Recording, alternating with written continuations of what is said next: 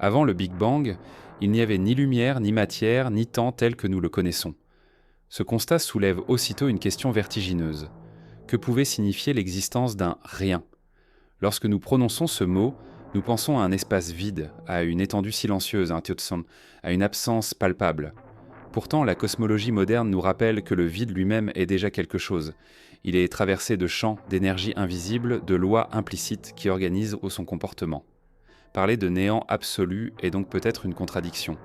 Mais alors, si l'univers n'avait pas encore commencé, que désignait ce rien qui précède tout? Dans les premiers instants de la réflexion, on se heurte à une limite fondamentale. Le temps lui-même a émergé avec le Big Bang. Avant cet événement, parler d'Oxavan perd tout sens. Pourtant, notre esprit continue d'exiger une cause, une origine, une condition préalable. Depuis les mythes fondateurs des civilisations anciennes jusqu'aux équations des physiciens contemporains, l'humanité cherche à pénétrer ce mur de silence. Certains y voient une création surgie d'un vide quantique bouillonnant. D'autres imaginent un univers cyclique, renaissant indéfiniment après chaque effondrement. D'autres encore pensent que notre cosmos n'est qu'une bulle parmi une infinité d'autres univers, surgie d'un océan sans fond. Ce mystère ne se réduit pas à un problème scientifique. Il touche à la manière dont nous concevons l'existence elle-même. Si le néant absolu est impensable, cela signifie-t-il que quelque chose a toujours été, sous une forme ou une autre, et si ce quelque chose échappe à nos concepts, n'est-ce pas le signe que nous devons repenser les fondements mêmes de notre langage, de notre logique et de notre imaginaire? Depuis que l'esprit humain s'est éveillé à la conscience de son existence, une interrogation ne cesse de le hanter. Comment tout cela a-t-il commencé? L'univers que nous observons aujourd'hui, avec ses milliards de galaxies, ses espaces interstellaires et ses structures colossales, a émergé d'un événement que la science appelle le Big Bang. Mais lorsque l'on tente de reculer encore plus loin, de sonder ce qui pouvait exister avant cette expansion initiale, on se heurte à un mur conceptuel. L'idée d'un commencement implique un état antérieur, un avant, et pourtant la cosmologie nous rappelle que le temps lui-même a jailli avec le Big Bang. Dès lors, interroger ce qu'il y avait avant revient presque à demander ce qu'il y a plus au nord que le pôle Nord. C'est une question qui nous confronte aux limites du langage, de la logique et de l'imagination. Ce paradoxe ne date pas de l'époque moderne. Les civilisations anciennes se sont, elles aussi, interrogées sur les origines. Dans les mythes égyptiens, le monde naît du Noun, un océan primordial infini et informe. Dans la Grèce antique, Hésiode parlait du chaos, une béance obscure d'où surgissaient les dieux et les forces fondamentales. Ces récits ne sont pas des descriptions scientifiques, mais ils témoignent d'un même vertige. Comment concevoir le passage du rien à quelque chose? Déjà à cette époque, l'idée que le néant puisse exister en soi semblait insupportable à l'esprit. Le néant total, absolu, est une notion qui échappe à notre expérience et qui semble se dissoudre dès qu'on essaie de le penser. Lorsque la physique moderne s'empare de cette énigme, elle ne fait que la déplacer. Le Big Bang ne décrit pas une explosion dans l'espace, mais l'expansion de l'espace lui-même, à partir d'un état extrêmement dense et chaud. Autrement dit, il ne s'agit pas d'un feu d'artifice jaillissant dans un vide préexistant, mais de la naissance simultanée de la matière, de l'énergie, de l'espace et du temps. Cela signifie que toute tentative d'imaginer un Ansit, un avant, un Hita, se heurte à une contradiction. Sans temps, comment parler d'antériorité? Sans espace, comment envisager un lieu où aurait résidé ce mystérieux rien? Pourtant, l'esprit refuse de s'arrêter à cette impasse. Nous sommes habités par un besoin de cause, d'origine, de racine première. Ce besoin se traduit par des spéculations variées, parfois scientifiques, parfois philosophiques, parfois religieuses. L'hypothèse du vide quantique en est un exemple frappant. Selon la physique des particules, le vide n'est pas une absence totale, mais un champ bouillonnant, où surgissent et disparaissent sans cesse des particules éphémères. De minuscules fluctuations pourraient, dans certaines conditions, donner naissance à un univers entier. Ici, le rien n'est déjà plus rien. Il est une matrice invisible, porteuse de potentiel, prête à s'enflammer en cosmos. Cette vision séduisante pour de nombreux chercheurs ne répond toutefois pas à la question ultime, car si l'univers a surgi d'un vide quantique, d'où provient ce vide lui-même? Qui ou quoi en a déterminé les lois? Pourquoi existe-t-il plutôt que rien? Ce questionnement nous ramène au cœur de la métaphysique, là où la science ne peut plus avancer seule. Les lois de la physique, aussi fondamentales soient-elles, semblent en demander un support, un cadre qui les précède. Or, ce cadre, nous n'avons aucun moyen de le percevoir. C'est comme tenter d'observer la surface d'un miroir en étant prisonnier de son reflet. Les théories cosmologiques contemporaines explorent différentes pistes pour contourner ce paradoxe. L'une d'elles imagine un univers cyclique. Selon cette hypothèse, le cosmos passe par des phases d'expansion et de contraction, un éternel recommencement sans véritable début ni fin. Dans ce modèle, il n'y a pas besoin d'un avant absolu, car chaque univers succède au précédent dans une chaîne infinie. L'idée est fascinante, mais elle pose aussi ses propres énigmes. Qu'est-ce qui maintient cette régularité éternelle ? Peut-on concevoir une suite infinie sans point de départ ? L'esprit humain, habitué à penser en termes de cause et d'effet, vacille face à cette perspective d'éternité. Une autre piste est celle du multivers.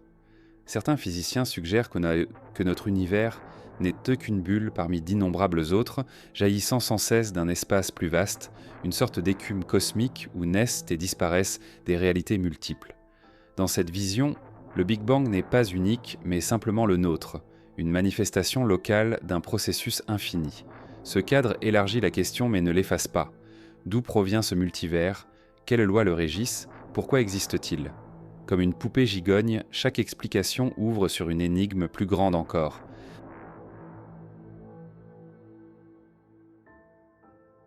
Au-delà de la science, la philosophie a longtemps médité ce vertige. Parménide affirmait que rien ne vient du néant. Pour lui, l'être est éternel, immobile, et le changement n'est qu'une illusion. D'autres penseurs, à l'inverse, ont vu dans le néant la possibilité même de l'être, comme une page blanche où tout peut s'écrire. Cette tension entre l'être et le néant traverse toute la tradition occidentale, jusqu'aux réflexions modernes de Heidegger ou Sartre. La question « pourquoi y a-t-il quelque chose plutôt que rien ?» n'est pas seulement cosmologique, elle est existentielle. Elle nous ramène à notre propre présence dans le monde, à ce sentiment de stupeur face au fait d'exister. Mais peut-être que le problème vient de notre langage. Lorsque nous parlons de « rien », nous projetons malgré nous une image, un espace vide, une obscurité silencieuse. Or, cela est déjà quelque chose. Le rien absolu, s'il peut exister, échappe à toute représentation. Il est comme une couleur que l'œil ne peut percevoir, un son en dehors de notre gamme auditive. En ce sens, demander ce qu'il y avait avant le Big Bang revient à solliciter un mot pour désigner l'indicible. Ce que nous appelons « rien » est peut-être simplement le signe de la limite de nos concepts. Pourtant, il existe une autre manière d'aborder l'énigme. Plutôt que de chercher ce qui était avant, certains chercheurs proposent de comprendre comment l'univers se définit par son absence d'avant. Le temps, disent-ils, est une dimension émergente, née avec l'expansion. Demander ce qu'il y avait avant serait comme demander ce qu'il y a au-delà du bord d'un cercle. La question s'annule d'elle-même. Cette idée peut sembler frustrante, mais elle invite à un renversement radical. Et si l'univers n'avait pas besoin de cause ? Et si le fait même d'exister était une donnée brute, inexplicable, une évidence que nous devons simplement contempler ? Pour illustrer cette perspective, certains physiciens utilisent une métaphore. Imaginez une boule posée sur une plaine infinie. Elle n'a pas besoin de socle, elle existe simplement là, dans son équilibre. L'univers pourrait être semblable, une réalité stable, autosuffisante, dont l'existence ne requiert pas d'origine extérieure. Cela ne signifie pas que l'univers est immobile ou figé, mais que son être est en lui-même la réponse à sa cause. Cependant, cette idée n'éteint pas la curiosité. Car si l'univers est autosuffisant, pourquoi a-t-il les lois qu'il a ?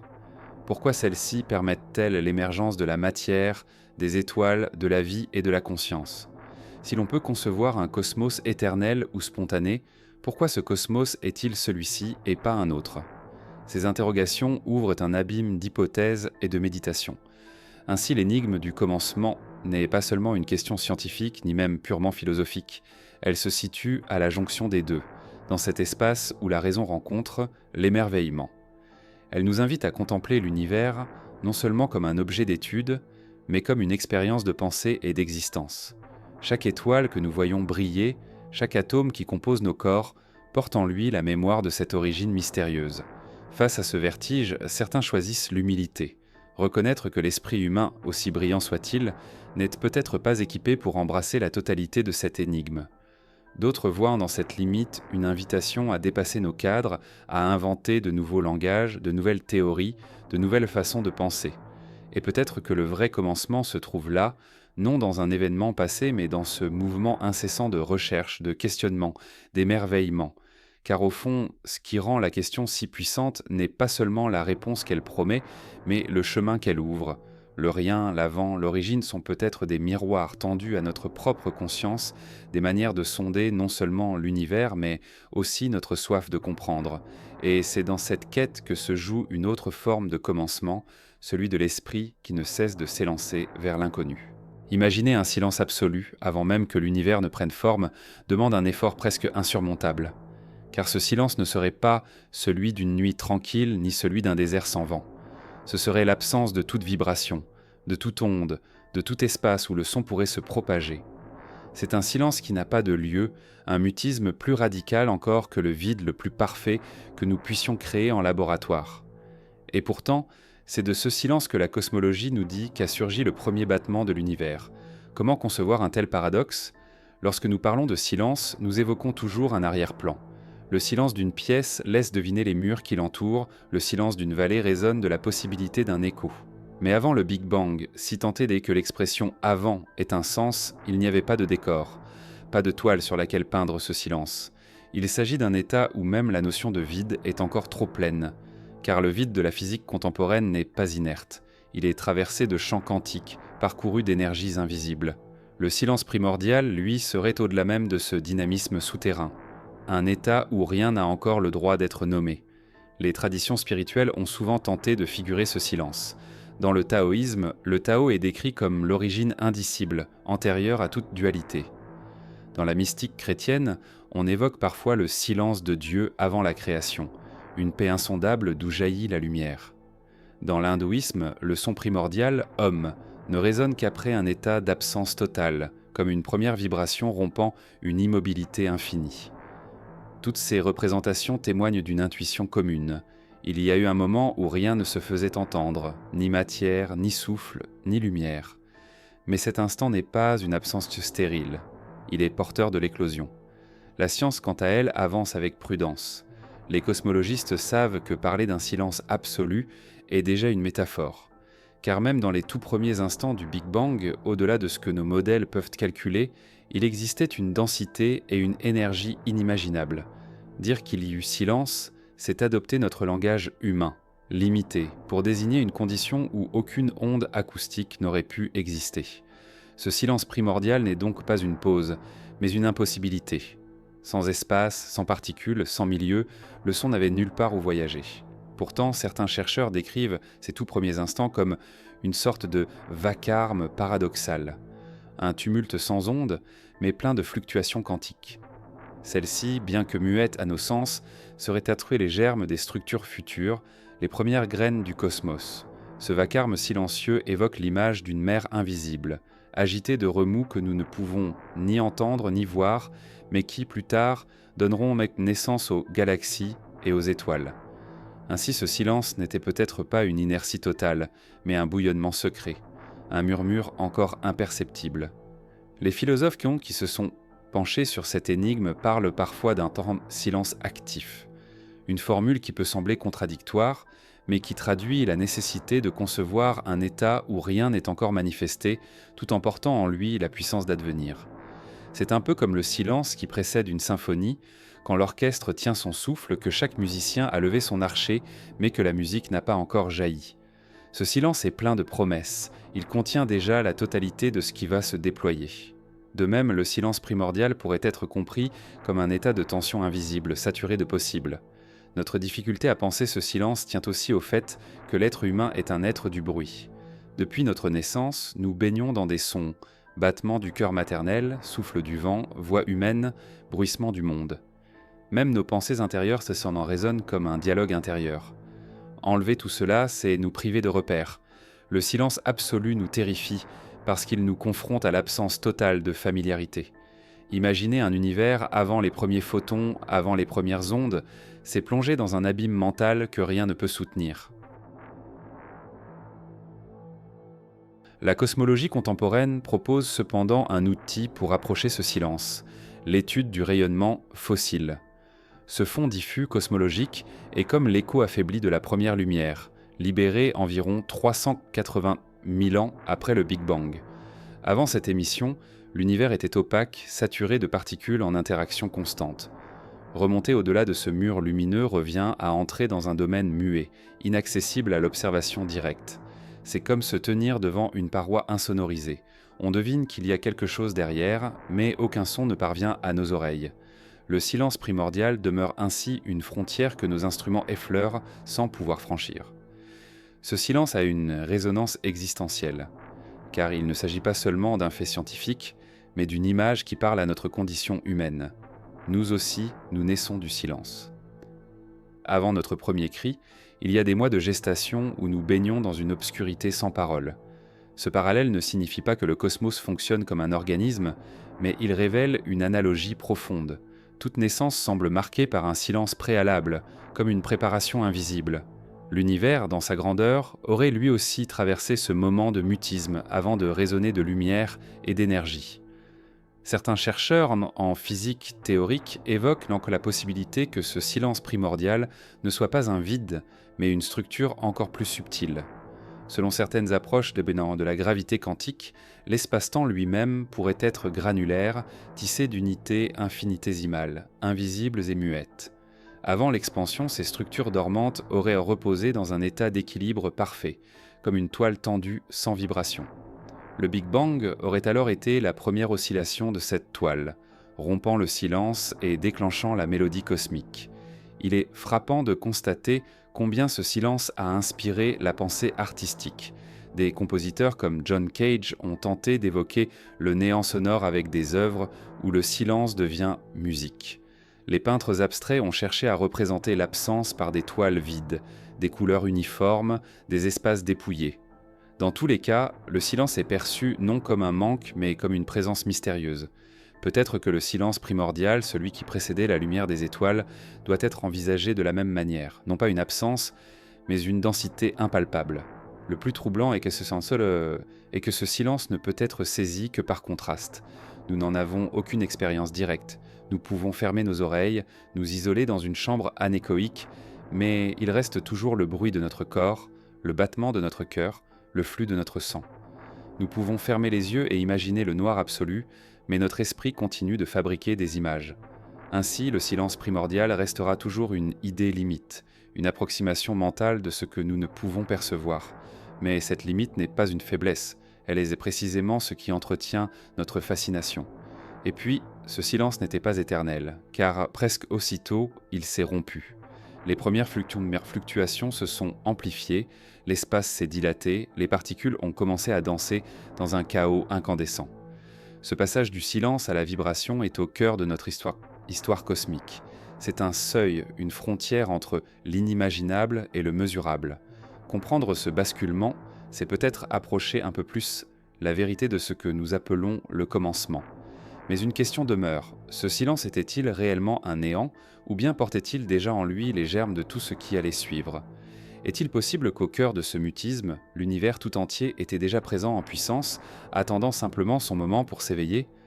Ce silence primordial n'est pas seulement une absence, il est la mémoire muette d'un cosmos encore à naître, une énigme suspendue dans l'obscurité et qui continue aujourd'hui de défier notre imagination.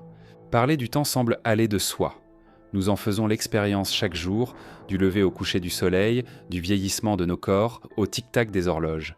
Mais lorsque l'on s'aventure au seuil du Big Bang, cette notion familière se dissout. Les équations de la relativité nous disent que le temps et l'espace sont indissociables, un tissu unique qui s'est mis à se dilater dès l'instant zéro. Avant ce moment, le temps tel que nous le connaissons n'existait pas.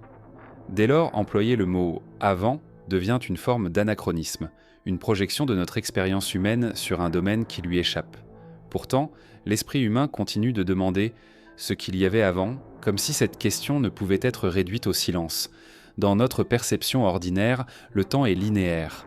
Il avance d'hier vers demain, comme un fleuve coulant sans retour. Cette vision s'est inscrite profondément dans nos cultures, renforcée par les calendriers, les récits historiques, les souvenirs personnels. Mais la physique moderne bouscule cette certitude. Dans l'univers relativiste d'Einstein, le temps n'est pas une rivière unique, mais une dimension malléable qui s'étire, se contracte ou se courbe selon la vitesse et la gravité. Si nous approchons d'un trou noir, par exemple, le temps pour nous ralentit comparé à celui observé de loin. Cela signifie que le temps n'est pas absolu, mais relatif à l'observateur et à son environnement. Si le temps peut se plier de cette manière, alors qu'en est-il de son origine même? Les modèles cosmologiques suggèrent que Dasninjan que le temps s'est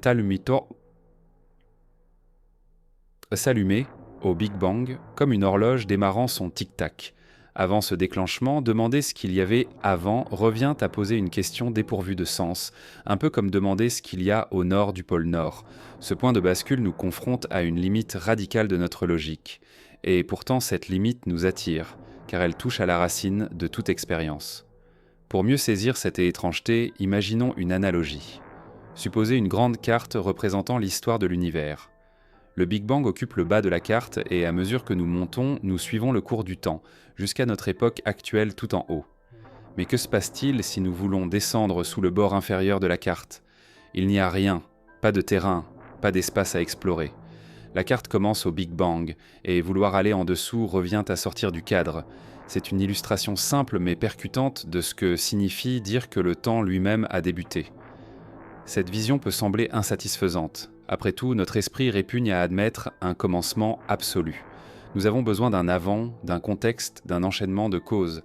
C'est pourquoi certaines théories cherchent à dépasser cette limite en imaginant que le temps n'a pas de véritable commencement, mais seulement des transformations.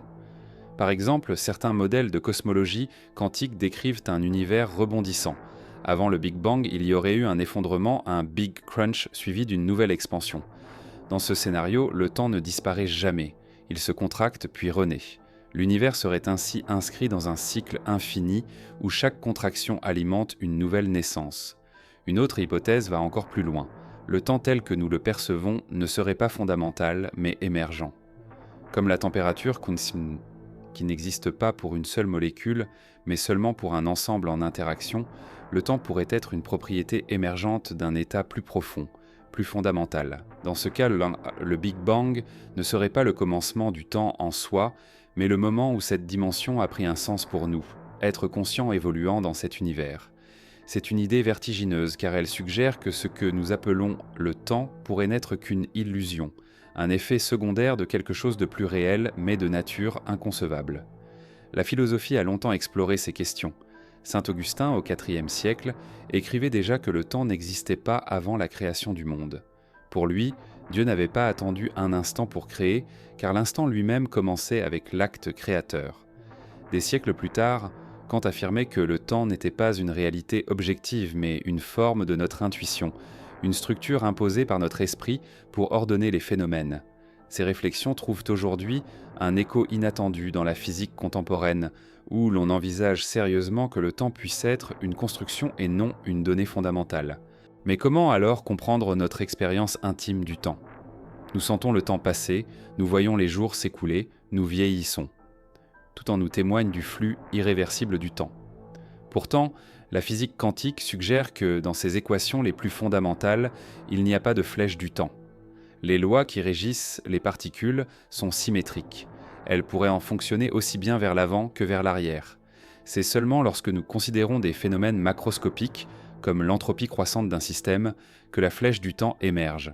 En d'autres termes, l'impression d'un temps qui s'écoule viendrait de l'accumulation du désordre dans l'univers, et non d'une loi inscrite dès l'origine. Cette idée bouleverse notre conception. Car si le temps est une émergence, alors il pourrait y avoir des domaines où il cesse d'exister, ou où il se manifeste différemment. Cela ouvre la possibilité que avant le Big Bang ne soit pas un néant dépourvu de temporalité, mais un état où le temps n'avait simplement pas la même forme. Comme si l'univers, avant de se dilater, baignait dans une dimension intemporelle, semblable à une mer immobile où rien ne se succède mais où tout coexiste. Les physiciens utilisent parfois des métaphores géométriques pour rendre cela intelligible. L'une des plus célèbres est celle proposée par Stephen Hawking. Selon lui, poser la question de ce qu'il y avait avant le Big Bang, c'est comme demander ce qu'il y a au sud du pôle sud. La surface de la Terre est fermée mais sans bord, et vouloir dépasser ce point n'a pas de sens. De la même manière, le temps aurait une origine qui ne nécessite pas d'avant. Ce n'est pas qu'il y a eu quelque chose puis autre chose, mais plutôt qu'au-delà du Big Bang, la notion de temps cesse d'être pertinente. Pourtant, si nous acceptons cette explication, une autre question surgit aussitôt. Pourquoi le temps a-t-il pris naissance à ce moment-là, et pas autrement ? Pourquoi ce passage d'une absence de temporalité à un flux ordonné d'instants ? Cela rejoint le mystère plus large des lois de la nature. Pourquoi l'univers suit-il ses règles et pas d'autres ? Ces interrogations nous rappellent que même lorsque nous croyons avoir contourné une énigme, une autre se dresse devant nous. Ce vertige est amplifié par notre rapport personnel au temps. Nous sommes des êtres de mémoire et d'attente. Nous nous souvenons de ce qui a été, nous anticipons ce qui sera, et c'est ce mouvement qui structure notre identité. Penser que le temps lui-même est une illusion ou une émergence peut ébranler notre sens de la continuité. Pourtant, cette idée peut aussi nous inviter à une forme de liberté. Si le temps n'est pas une cage universelle, mais une propriété de notre cosmos particulier, alors il pourrait exister d'autres manières d'être, d'autres formes de durée que nous ne pouvons même pas imaginer. Dans les traditions spirituelles, cette intuition est présente depuis longtemps. Le bouddhisme, par exemple, enseigne que la perception du temps est une construction de l'esprit et que l'éveil consiste en partie à s'affranchir de cette illusion. La mystique chrétienne parle de l'éternité non pas comme une durée infinie, mais comme un état hors du temps, où passé, présent et futur coexistent en un seul regard. Ces perspectives ne sont pas des explications scientifiques, mais elles offrent un miroir à notre quête. Elles montrent que l'intuition d'un temps sans repère traverse aussi bien la méditation religieuse que la recherche rationnelle. Il est possible que ce que nous appelons le commencement ne soit pas un instant mais une transition. Comme le gel qui se forme progressivement dans une eau refroidie, le temps aurait cristallisé à partir d'un état sans succession. Dans cette image, le Big Bang n'est pas un point zéro absolu, mais le moment où un ordre nouveau s'est imposé, où la fluidité intemporelle a pris la forme d'une durée. Cette analogie, bien que simplifiée, permet de saisir comment le temps peut émerger sans avoir à imaginer un avant traditionnel. Mais ce mystère reste entier. Et il nous renvoie à une question plus profonde encore. Notre esprit, façonné par le temps, peut-il réellement concevoir son absence ? Tout ce que nous pensons, tout ce que nous ressentons, tout ce que nous vivons est inscrit dans une succession. Penser l'intemporel, c'est comme essayer de voir sa propre nuque sans miroir. Peut-être que le temps sans repère n'est pas fait pour être compris, mais seulement pressenti, comme une limite au-delà de laquelle notre imagination se dissout. Bien avant que les équations modernes ne tentent de décrire les premiers instants de l'univers, l'humanité s'est confrontée à l'énigme de l'origine par le pouvoir de l'imagination. Les mythes, les récits fondateurs et les spéculations philosophiques sont nés de ce vertige face à la question « D'où vient tout ce qui est ?» Ces idées ne prétendaient pas à l'exactitude scientifique, mais elles avaient une fonction tout aussi essentielle, donner un cadre intelligible à l'incompréhensible, offrir des images et des symboles capables de soutenir l'esprit humain face au mystère. Dans les civilisations les plus anciennes, le récit de l'origine ne parlait pas d'un néant absolu, mais d'une matrice primordiale. En Égypte, le Noun était cet océan infini, sombre et informe, d'où surgit la première colline sacrée. La création n'était pas pensée comme un jaillissement depuis le rien, mais comme l'émergence d'un ordre à partir d'une indétermination. Dans la Grèce archaïque, Hésiode décrivait le chaos comme un gouffre béant, non pas un vide inerte, mais un espace de potentialité. De ce chaos naquirent la terre, l'amour et les forces cosmiques. Déjà, l'intuition était claire. Il faut concevoir une matrice invisible, une origine féconde plutôt qu'un néant absolu. Cette tendance à refuser le néant s'explique peut-être par notre expérience humaine. Dans notre vie quotidienne, nous n'observons jamais quelque chose naître de rien. La graine devient plante, mais elle provient d'une semence. L'enfant naît, mais il est porté par une mère. Chaque transformation a une origine perceptible.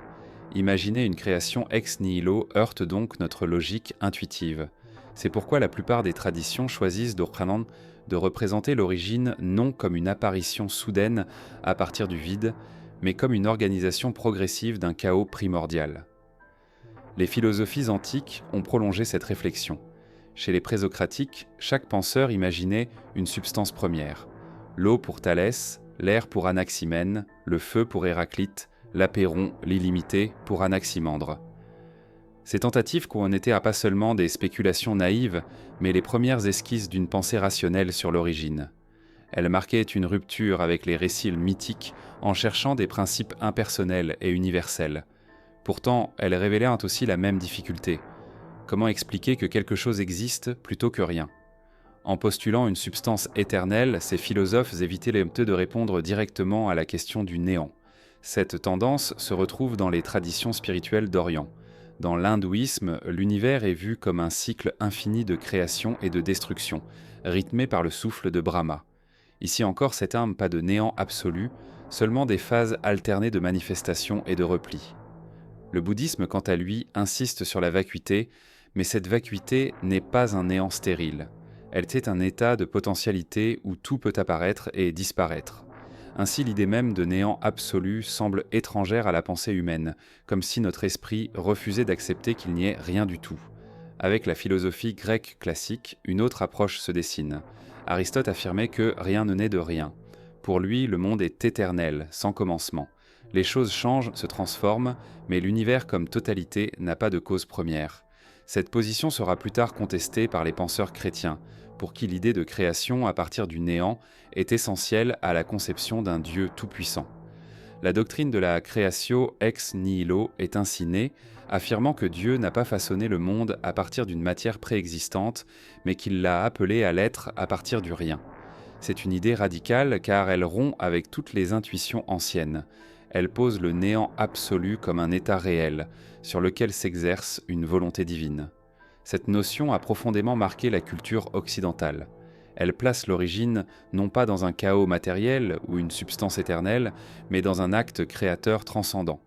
Le monde devient contingent. Il n'aurait pas forcément existé, il est le fruit d'une décision.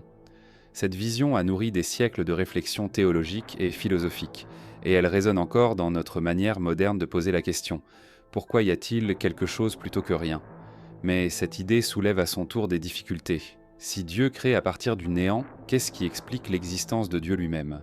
Si l'on affirme qu'il est éternel et nécessaire, ne retombe-t-on pas sur l'idée aristotélicienne d'un principe premier qui a toujours été? Lorsque nous parlons du vide, nous l'imaginons souvent comme un espace totalement dépourvu de matière, une absence absolue où il ne subsiste rien. Mais la physique moderne a profondément bouleversé cette représentation. Car ce que les physiciens appellent le vide quantique est tout sauf un néant. Il s'agit d'un état d'énergie minimale, un champ invisible parcouru d'agitation permanente. Dans ce cadre, le vide est plein de potentialités.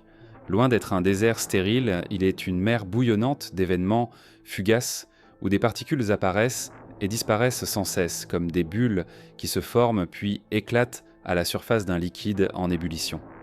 Cette conception a émergé au cœur du XXe siècle avec la mécanique quantique.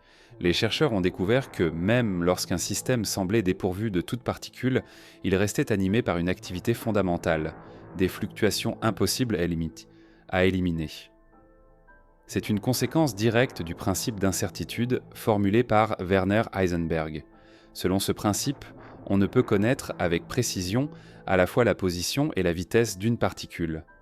Cette indétermination implique que l'énergie d'un champ ne peut jamais être réduite à zéro. Ainsi, même dans un espace vidé de toute matière, des particules virtuelles surgissent et s'annihilent en un balai incessant. Ces particules sont dites virtuelles car elles n'existent qu'un temps infinitésimal, si court qu'elles échappent à une observation directe. Pourtant, leurs effets sont bien réels. Dans certains phénomènes, comme l'effet Casimir, on peut mesurer la pression exercée par ces fluctuations du vide. Cela prouve que le vide n'est pas une absence, mais un état dynamique, doté d'une énergie propre. Cette découverte a transformé notre compréhension de l'univers. Car si le vide est actif, il peut jouer un rôle fondamental dans l'histoire cosmique, jusqu'à devenir une source possible de création. Certains modèles de cosmologie proposent en effet que l'univers est jailli d'une fluctuation du vide quantique. Imaginez une mer calme, à la surface de laquelle se forment parfois des vaguelettes. La plupart disparaissent aussitôt, mais une peut devenir assez puissante pour se développer, grossir et donner naissance à une nouvelle réalité. De la même manière, une fluctuation quantique particulièrement intense aurait pu provoquer l'expansion que nous appelons le Big Bang. L'univers ne serait donc pas sorti du néant, mais d'une matrice invisible, toujours présente en arrière-plan. Cette idée fascine autant qu'elle déstabilise, car elle semble apporter une réponse rationnelle à l'énigme de l'origine. Il n'y a pas eu un néant absolu, mais un vide quantique fertile. Pourtant, elle déplace simplement la question. D'où vient ce vide quantique lui-même ? Quelle loi gouverne ces fluctuations ? Pourquoi existe-t-il plutôt que rien ? On retrouve ici l'écho des interrogations philosophiques telles les plus anciennes. Même lorsque la science décrit avec précision un mécanisme, elle ne peut abolir la question fondamentale du pourquoi. Le vide quantique a aussi des implications profondes pour notre compréhension de l'espace. Dans la physique classique, l'espace était perçu comme un cadre passif, un contenant neutre. Dans la relativité générale d'Einstein, il devient un tissu dynamique, capable de se courber sous l'effet de la gravité. Mais avec la mécanique quantique, on découvre que ce tissu est traversé d'une agitation permanente, d'une énergie irréductible. Autrement dit, l'espace vide est une substance à part entière, invisible mais active. Ce n'est plus un simple décor, mais un acteur du drame cosmique. Cette vision trouve une illustration spectaculaire dans l'inflation cosmique. Selon ce modèle, peu après le Big Bang, l'univers aurait connu une expansion prodigieuse, multipliant sa taille de façon exponentielle en une fraction infime de seconde. Cette inflation serait due à l'énergie du vide, une énergie répulsive qui pousse l'espace à se dilater. Le vide quantique, loin d'être un rien, aurait donc joué un rôle créateur, sculptant la structure de l'univers tel que nous l'observons aujourd'hui. Sans lui, il n'y aurait peut-être pas de galaxies, pas d'étoiles, pas de planètes, et pas de vie. Mais cette énergie du vide soulève aussi des paradoxes. Les calculs théoriques prédisent une densité d'énergie du vide immensément plus grande que ce que nous observons réellement. Cette différence, connue sous le nom de problème de la constante cosmologique, est l'un des plus grands mystères de la physique contemporaine. Pourquoi le vide n'exerce-t-il pas une influence 1000 milliards de fois plus forte sur l'univers ? Qu'est-ce qui équilibre cette énergie pour produire la réalité que nous connaissons ? Ces questions restent ouvertes et elles révèlent que nous ne comprenons encore qu'imparfaitement ce qu'est réellement le vide quantique. Philosophiquement, l'idée d'un vide fertile renverse notre conception du rien. Si le vide est toujours plein d'agitation, alors le néant absolu est une impossibilité. Il n'existe pas d'état où rien n'est. Le vide est déjà une forme d'être, une présence subtile mais indéniable. Cela rejoint certaines intuitions anciennes, comme celle du bouddhisme ou du taoïsme, pour qui le vide est source de toutes choses, matrice du monde. La science moderne, en ses équations, semble redécouvrir ce que les traditions exprimaient par des métaphores spirituelles. Et pourtant, un malaise demeure, car si le vide quantique explique comment un univers peut surgir, il ne dit pas pourquoi. On peut imaginer un océan infini de fluctuations, donnant naissance à une multitude d'univers. Mais pourquoi cet océan existe-t-il ? Pourquoi les lois de la mécanique quantique sont-elles ce qu'elles sont ? Cette question ultime échappe aux équations. Elle relève de cette zone grise où la science rencontre la métaphysique. Ce malaise n'enlève rien à la puissance de la découverte. Penser que le vide est plein d'énergie, que l'absence apparente recèle une activité intense, transforme notre regard sur l'univers. Cela nous invite à voir le monde non pas comme une opposition entre être et néant, mais comme un continuum où le visible émerge de l'invisible, où l'ordre naît du chaos fluctuant. Le vide quantique n'est pas une absence, mais une présence subtile, toujours là, toujours active, comme un arrière-plan cosmique dont nous ne percevons qu'une infime partie. Il est fascinant de se rappeler que nous-mêmes, dans nos corps, portons la trace de ce vide. Les particules qui nous composent interagissent sans cesse avec les champs quantiques. Nos atomes ne sont pas des entités isolées, mais des vibrations prises dans une danse avec le vide. Chaque instant de notre existence est traversé par cette activité invisible. Ainsi, le vide quantique n'est pas seulement une hypothèse théorique, il est la toile de fond de notre réalité la plus intime.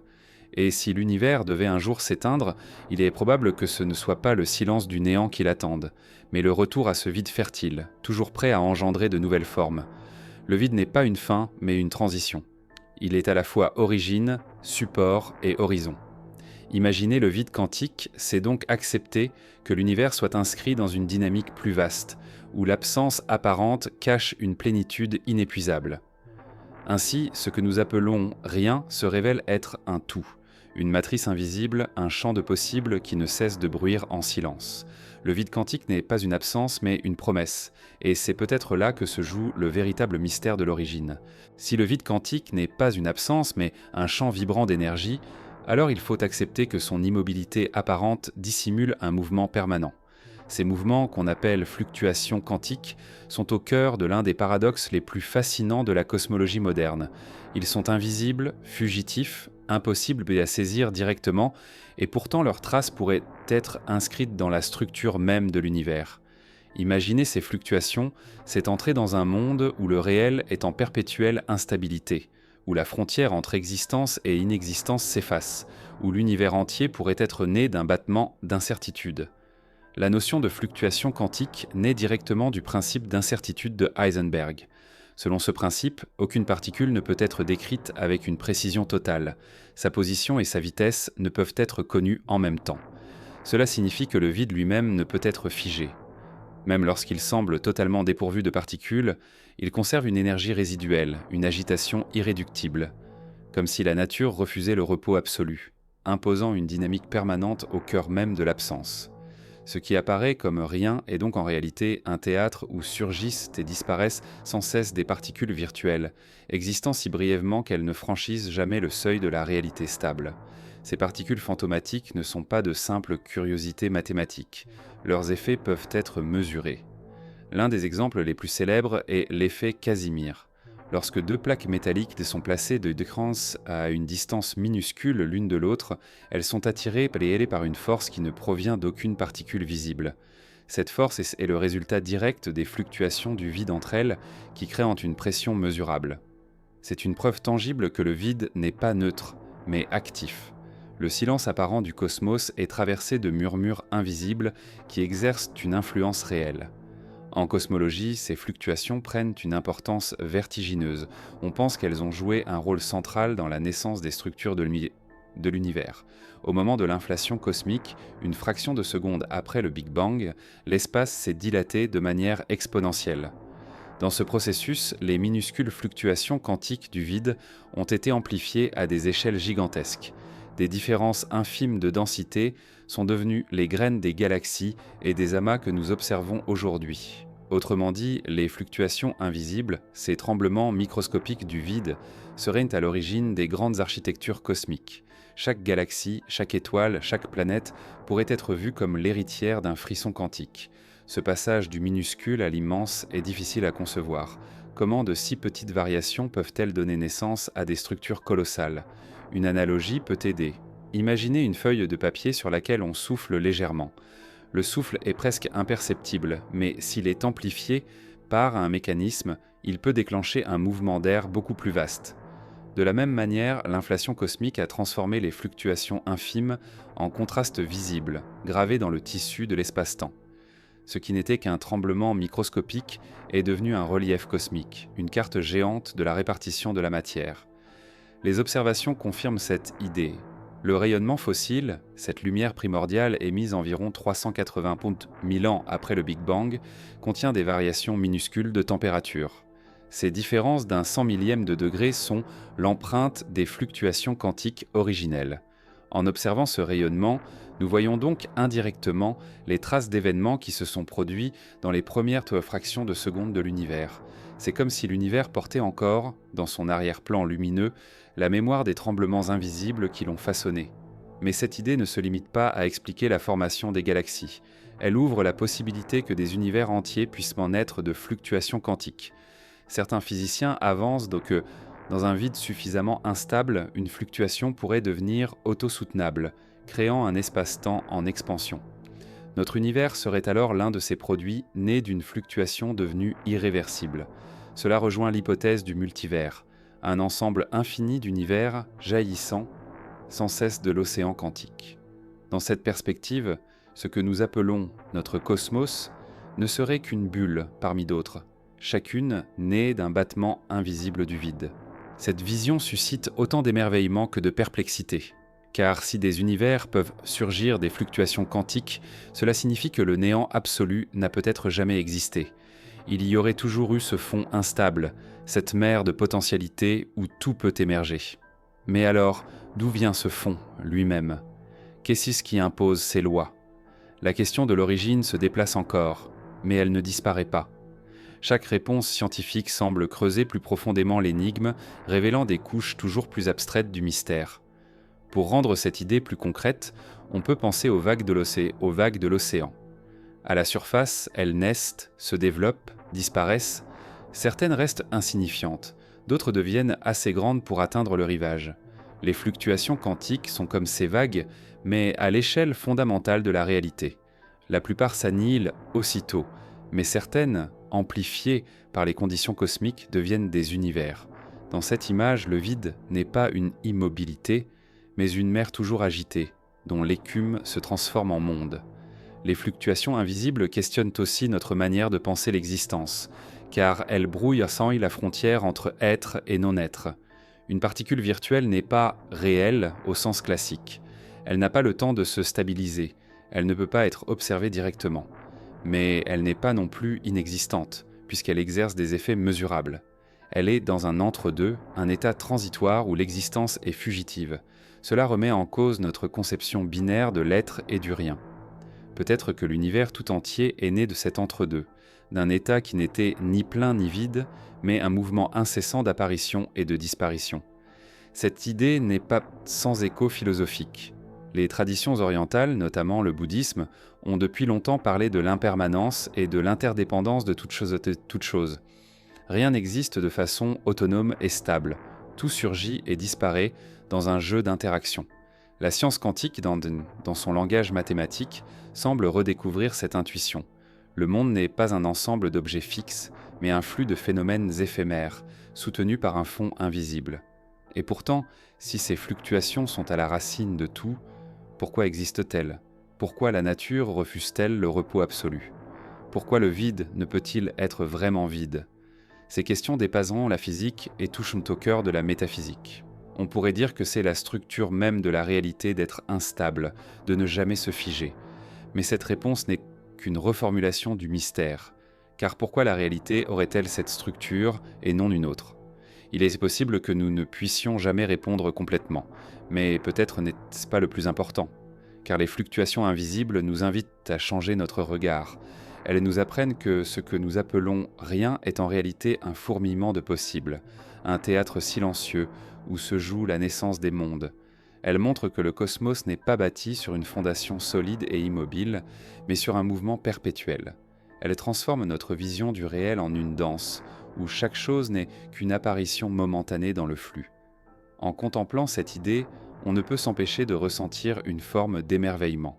Car si notre galaxie, notre Soleil, notre Terre et même notre propre existence sont issus de ces fluctuations invisibles, alors nous sommes, en un sens, les enfants d'un frisson du vide. Notre histoire, nos pensées, nos vies entières sont les prolongements d'un événement microscopique, presque impalpable, survenu au seuil du temps.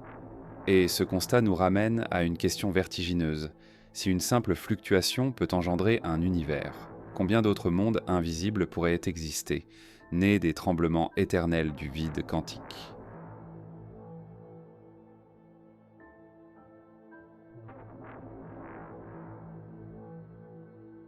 Lorsque l'on contemple le ciel nocturne, on imagine l'espace comme une vaste étendue déjà donnée, un décor dans lequel se déploient les galaxies, les étoiles et les planètes. Mais la science contemporaine bouleverse cette vision intuitive. L'espace lui-même n'a pas toujours été là. Il n'est pas un contenant immuable, mais une réalité qui a émergé et qui continue de se transformer. Penser l'espace en gestation, c'est imaginer une époque où l'espace tel que nous le connaissons n'existait pas encore, où il n'était qu'une potentialité prête à se déployer.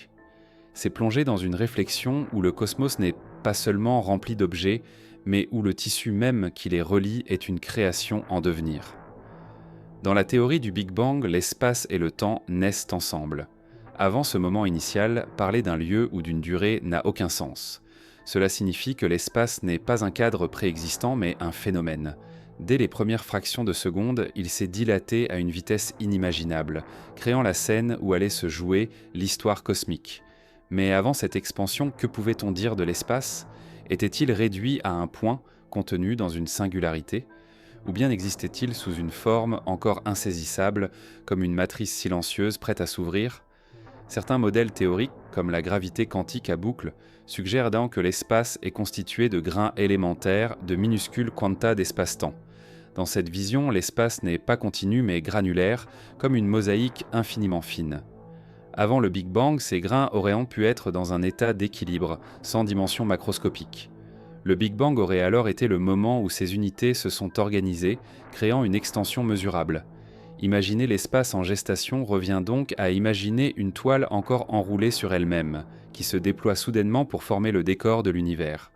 D'autres approches, comme la théorie des cordes, envisagent que l'espace visible ne soit qu'une facette d'une réalité multidimensionnelle. Notre univers à 3 dimensions spatiales pourrait être né d'une interaction entre brânes, de vastes membranes évoluant dans un espace plus large encore. Dans ce scénario, l'espace tel que nous le percevons est le fruit d'une collision ou d'un contact entre dimensions invisibles.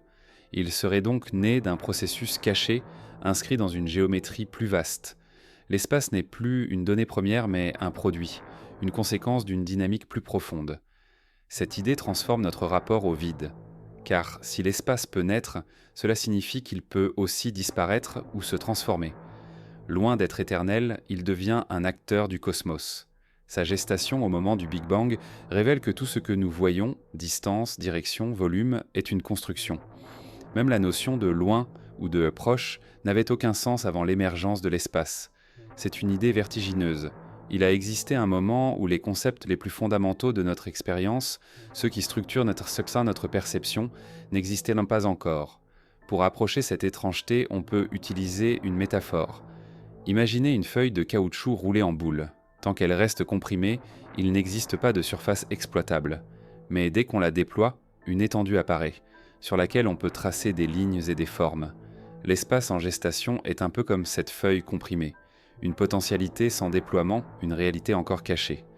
Le Big Bang dans cette image serait le moment du déploiement, où la feuille s'étend et révèle la scène sur laquelle se joueront les structures cosmiques. Ce processus n'est pas seulement une question d'échelle, car l'espace ne se contente pas de s'étendre, il transporte avec lui les lois de la physique. Les constantes, les forces fondamentales, la géométrie même du cosmos se mettent en place au moment où l'espace émerge. Cela signifie que l'espace n'est pas un simple décor, mais un élément actif qui conditionne l'existence de tout le reste. Sans l'espace en gestation, il n'y aurait ni mouvement, ni énergie, ni matière. L'univers entier est suspendu à cette matrice invisible. La cosmologie inflationnaire met en lumière ce rôle créateur. Lors de l'inflation, l'espace a connu une expansion fulgurante, multipliant sa taille d'un facteur inimaginable en un temps quasi nul. Cette dilatation a non seulement étendu l'espace, mais elle l'a aussi uniformisé, lissant ses irrégularités et créant les conditions favorables à la formation des galaxies. L'espace en gestation, en se dilatant, a donc sculpté l'architecture cosmique. Chaque galaxie que nous voyons dans le ciel est une conséquence de ce moment initial où l'espace s'est ouvert comme une fleur.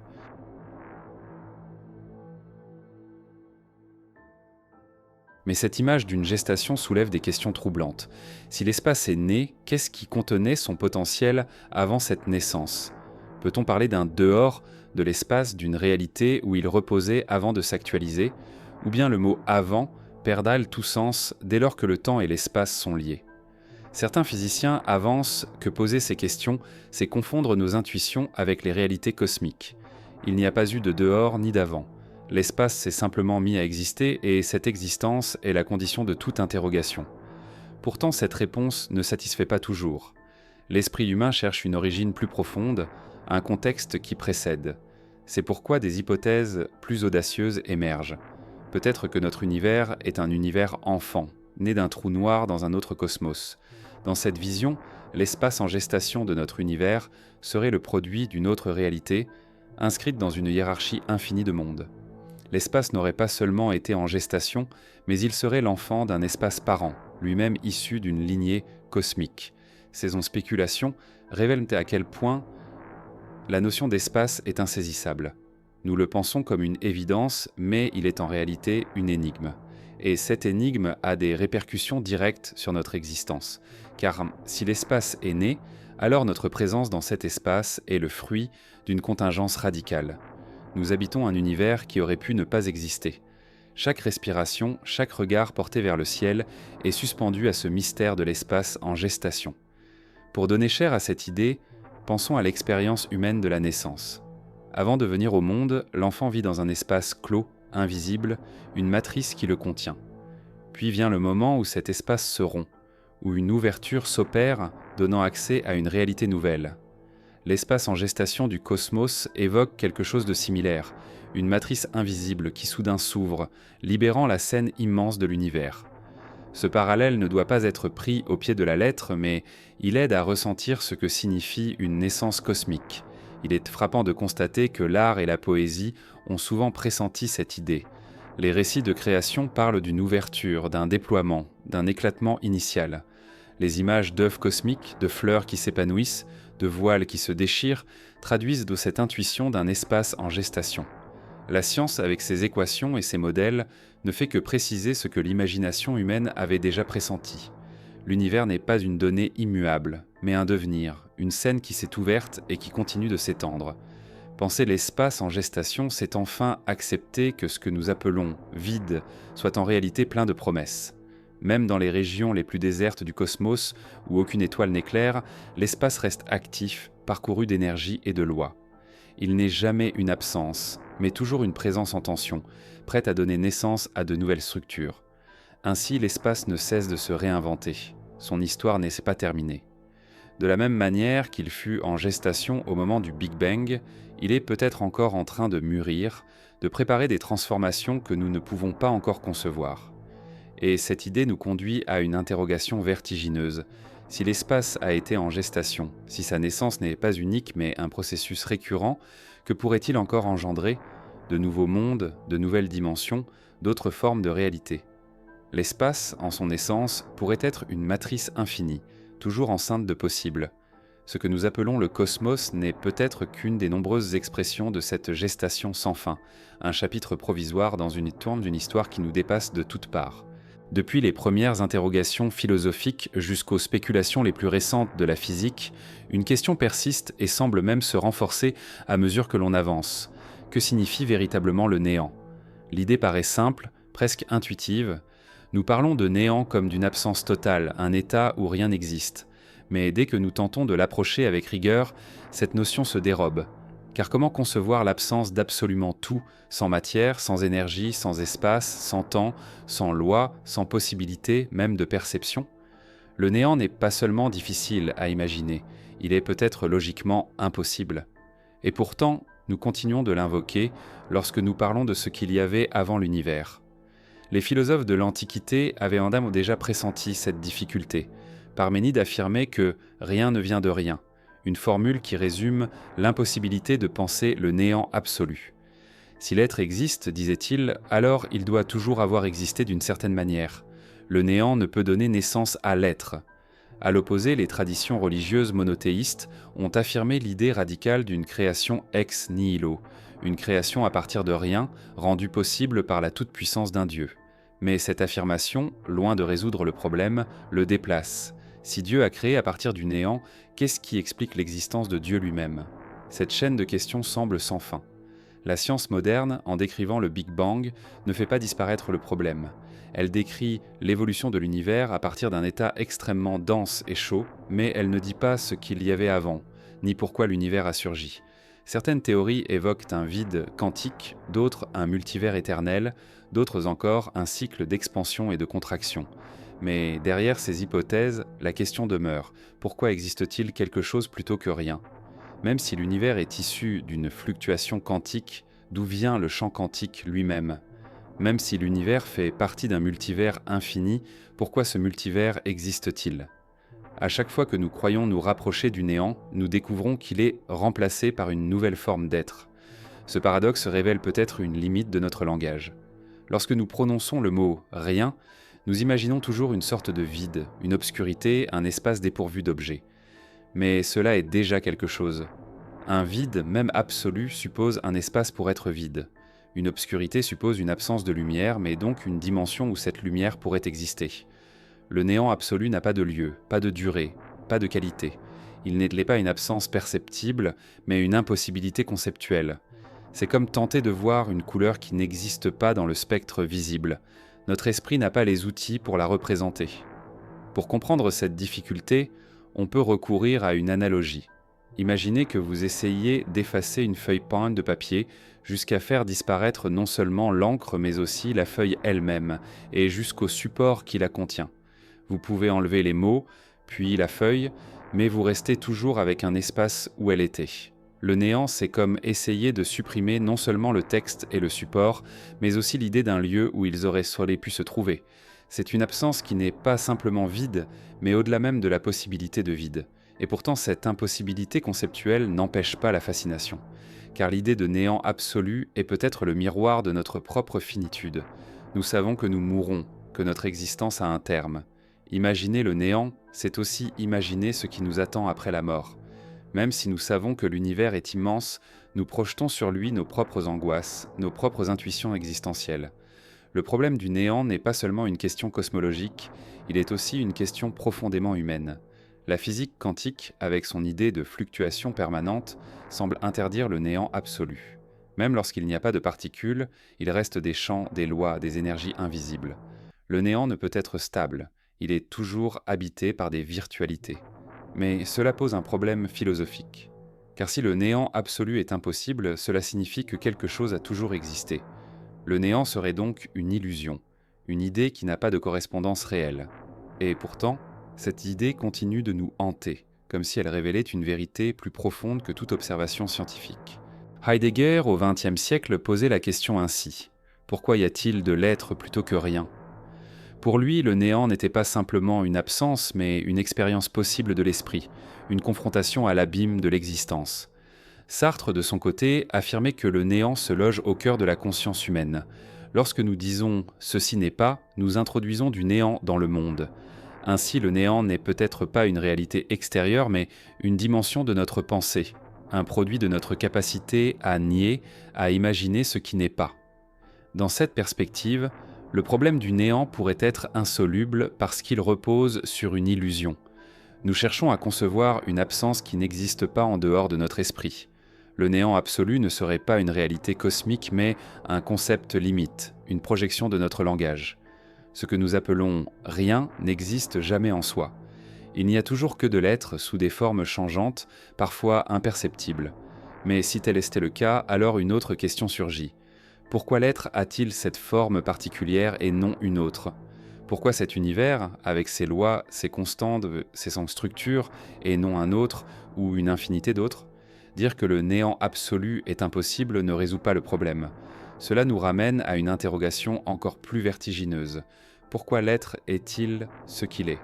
Certains physiciens et philosophes le suggèrent que nous devrions abandonner l'idée de néant absolu. Il ne s'agirait pas d'un état réel, mais d'un artifice conceptuel. Le vrai problème ne serait pas de comprendre comment l'être peut surgir du rien, mais de comprendre la nature fondamentale de l'être qui a toujours été. Dans cette vision, le néant est comme une ombre projetée par notre pensée, une tentative de désigner une limite que nous ne pouvons pas franchir. Et pourtant, même si le néant est impossible, il reste une idée féconde, car il nous oblige à réfléchir aux fondements de notre existence, à questionner ce que nous tenons pour acquis. En contemplant le néant, nous mesurons la fragilité de nos certitudes, nous touchons à ce qui échappe à toute démonstration. Le néant est peut-être une impossibilité, mais c'est une impossibilité nécessaire, une idée qui nous aide à comprendre par contraste ce que signifie exister. Dans les récits poétiques et religieux, le néant est souvent décrit comme un abîme, un silence, une obscurité. Mais il serait plus juste de dire qu'il est inconcevable, car l'obscurité est encore quelque chose de haut, le silence est encore une expérience, le néant ne peut être représenté. C'est ce qui le rend si troublant. Nous parlons d'une absence qui ne peut même pas être pensée. Et pourtant, cette impossibilité est précisément ce qui nourrit notre désir de comprendre. Le problème du néant est ainsi une invitation à la modestie, car il nous rappelle que certaines questions dépassent peut-être notre entendement. La science peut décrire l'univers avec une précision prodigieuse, la philosophie peut explorer les concepts les plus subtils, mais aucune ne peut vraiment dire ce que signifie le néant. Il est un horizon, une frontière où nos outils échouent, mais c'est peut-être à cet endroit que réside la source la plus profonde de notre émerveillement. Car au fond, nous ne cessons de revenir à cette question. Si le néant absolu est impossible, alors quelque chose a toujours été. Mais quoi et pourquoi ? Voilà l'énigme qui continue de nous hanter, l'abîme devant lequel l'esprit humain se tient depuis toujours, incapable d'avancer mais incapable aussi de détourner le regard. Lorsque l'on évoque l'univers, on pense généralement à la totalité de tout ce qui existe. Mais depuis plusieurs décennies, les physiciens et les philosophes s'interrogent. Et si notre univers n'était pas unique? Et s'il n'était qu'une bulle parmi d'autres, au sein d'un ensemble beaucoup plus vaste que l'on nomme multivers? Cette hypothèse vertigineuse bouleverse notre conception de l'origine et du néant. Car si le multivers existe, alors le Big Bang ne serait pas une création absolue, mais un simple épisode, une naissance locale au sein d'un océan infini de mondes. Penser au multivers, c'est élargir radicalement le champ de l'imagination et tenter d'explorer ce qui pourrait exister au-delà de notre horizon cosmique. L'idée de multivers prend racine dans plusieurs domaines de la physique moderne. L'une des premières sources provient de la cosmologie inflationnaire. Selon cette théorie, juste après le Big Bang, l'univers a connu une phase d'expansion fulgurante. Cette inflation pourrait ne pas avoir été un événement unique, mais un processus éternel, produisant sans cesse de nouvelles bulles d'univers. Chaque bulle correspondrait à un univers doté de ses propres lois physiques. Le nôtre ne serait qu'une bulle parmi une infinité surgie de l'océan inflationnaire. Cette vision dite inflation éternelle fait du multivers un immense champ en gestation, où les univers apparaissent sans fin comme des bulles de savon qui se forment et éclatent à la surface d'un bain. Une autre source d'inspiration provient de la mécanique quantique. Dans l'interprétation dite des mondes multiples, formulée par Hugh Everett dans les années 50, chaque fois qu'une particule quantique peut suivre plusieurs trajectoires, toutes ces trajectoires se réalisent réellement, mais dans des univers différents. Ainsi, à chaque mesure, l'univers se diviserait en une multitude de branches parallèles, chacune correspondant à un résultat possible. Dans cette vision, il existerait un nombre inimaginable d'univers parallèles, où chaque choix, chaque événement, chaque fluctuation quantique engendre une réalité distincte. L'idée est vertigineuse. Il pourrait exister des univers où l'histoire a suivi des chemins totalement différents, où des civilisations inconnues se sont développées, où d'autres versions de nous-mêmes poursuivent d'autres existences. La théorie des cordes, de son côté, ouvre encore une autre perspective. Elle suppose que la réalité fondamentale est composée de minuscules cordes vibrantes évoluant dans un espace à 10 ou 11 dimensions. Selon la manière dont ces dimensions supplémentaires sont compactifiées, les lois physiques qui en résultent peuvent varier. Cela signifie qu'il existerait une multitude de solutions possibles, chacune correspondant à un univers avec ses constantes, ses particules et ses forces particulières. Le multivers, dans ce cadre, est la conséquence inévitable de la richesse des mathématiques. Toutes les configurations possibles seraient à réaliser quelque part. Ces hypothèses partagent une idée commune. Notre univers n'est pas unique ni nécessaire. Il est le produit d'un processus plus vaste, et son existence même s'explique mieux si l'on accepte qu'il existe d'autres univers. Cela offre même une solution au fameux problème de la fine-tuning, l'ajustement précis des constantes de la nature. Dans notre univers, les lois physiques semblent incroyablement bien calibrées pour permettre l'émergence de la matière, des étoiles et finalement de la vie. La moindre variation des constantes aurait pu rendre l'univers stérile. Pourquoi un tel ajustement ? Si le multivers existe, la réponse devient plus simple. Il existe une infinité d'univers aux lois différentes et nous nous trouvons simplement dans celui qui permet notre existence. L'univers n'a pas été conçu pour nous, mais nous existons parce que nous habitons un univers compatible avec la vie. Mais si séduisante qu'elle soit, l'hypothèse des multivers soulève des difficultés redoutables. La première est d'ordre empirique. Comment observer des univers qui, par définition, échappent à notre horizon ? Chaque univers est séparé des autres par des distances incommensurables ou par des dimensions inaccessibles. Si nous ne pouvons jamais entrer en contact avec eux, comment affirmer leur existence ? Cette difficulté a conduit certains scientifiques à considérer le multivers comme une hypothèse métaphysique plutôt que scientifique, mais d'autres avancent pensant que des traces indirectes pourraient en être détectées. Par exemple, si notre univers est une bulle issue de l'inflation, il pourrait avoir subi des collisions avec d'autres bulles, laissant des cicatrices observables dans le rayonnement cosmologique de fond. Jusqu'à présent, aucune preuve de ce genre n'a été trouvée, mais les recherches se poursuivent.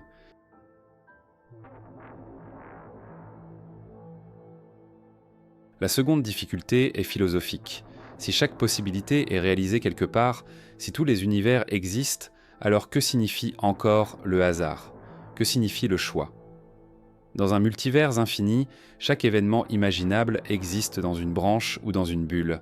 Notre propre existence devient alors une simple nécessité statistique. nous ne serions pas uniques, mais l'une des innombrables déclinaisons possibles. Cette perspective peut sembler vertigineuse, voire déstabilisante. Elle remet en cause notre intuition d'un monde singulier, d'une histoire unique, d'une identité personnelle stable. Pourtant, l'idée de multivers n'est pas étrangère à notre imagination. Les mythes anciens parlaient déjà de mondes multiples, de royaumes invisibles, de réalités parallèles. Les textes indiens évoquent dans des cycles infinis d'univers créés et détruits par les dieux. Les philosophies grecques antiques imaginaient d'innombrables mondes peuplés d'êtres différents. La science moderne, avec ses équations et ses modèles, redonne une légitimité à cette intuition archaïque. L'hypothèse des multivers est en un sens une réactualisation scientifique d'une vision qui a toujours habité l'esprit humain. L'idée que notre monde n'est pas tout, qu'il existe d'autres réalités au-delà de notre horizon. Penser au multivers, c'est aussi reconfigurer la question du néant. Car si le multivers existe, alors il n'y a jamais eu de néant absolu. Il y a toujours eu une matrice fertile, un processus générateur d'univers. Le Big Bang n'est plus le passage du rien à quelque chose, mais une fluctuation dans une réalité plus vaste. Cette perspective pourrait apaiser le vertige du néant, mais elle en crée un autre. Pourquoi ce multivers existe-t-il? Quelle loi gouverne sa genèse? Pourquoi y a-t-il cet océan infini plutôt que rien du tout? La question de l'origine ultime demeure intacte, mais elle change d'échelle. L'hypothèse des multivers a également des implications existentielles. Si d'autres univers existent avec des lois différentes, il pourrait y avoir des mondes où la vie n'est pas possible, mais aussi des mondes où elle prend des formes radicalement différentes. Peut-être existe-t-il des univers où le temps ne s'écoule pas, où l'espace a plus de dimensions, où la matière est structurée autrement. Penser à ces mondes, c'est mesurer la contingence de notre propre existence. Nous habitons un univers particulier, mais il aurait pu en être autrement. Cela relativise notre place, mais cela peut aussi l'agrandir.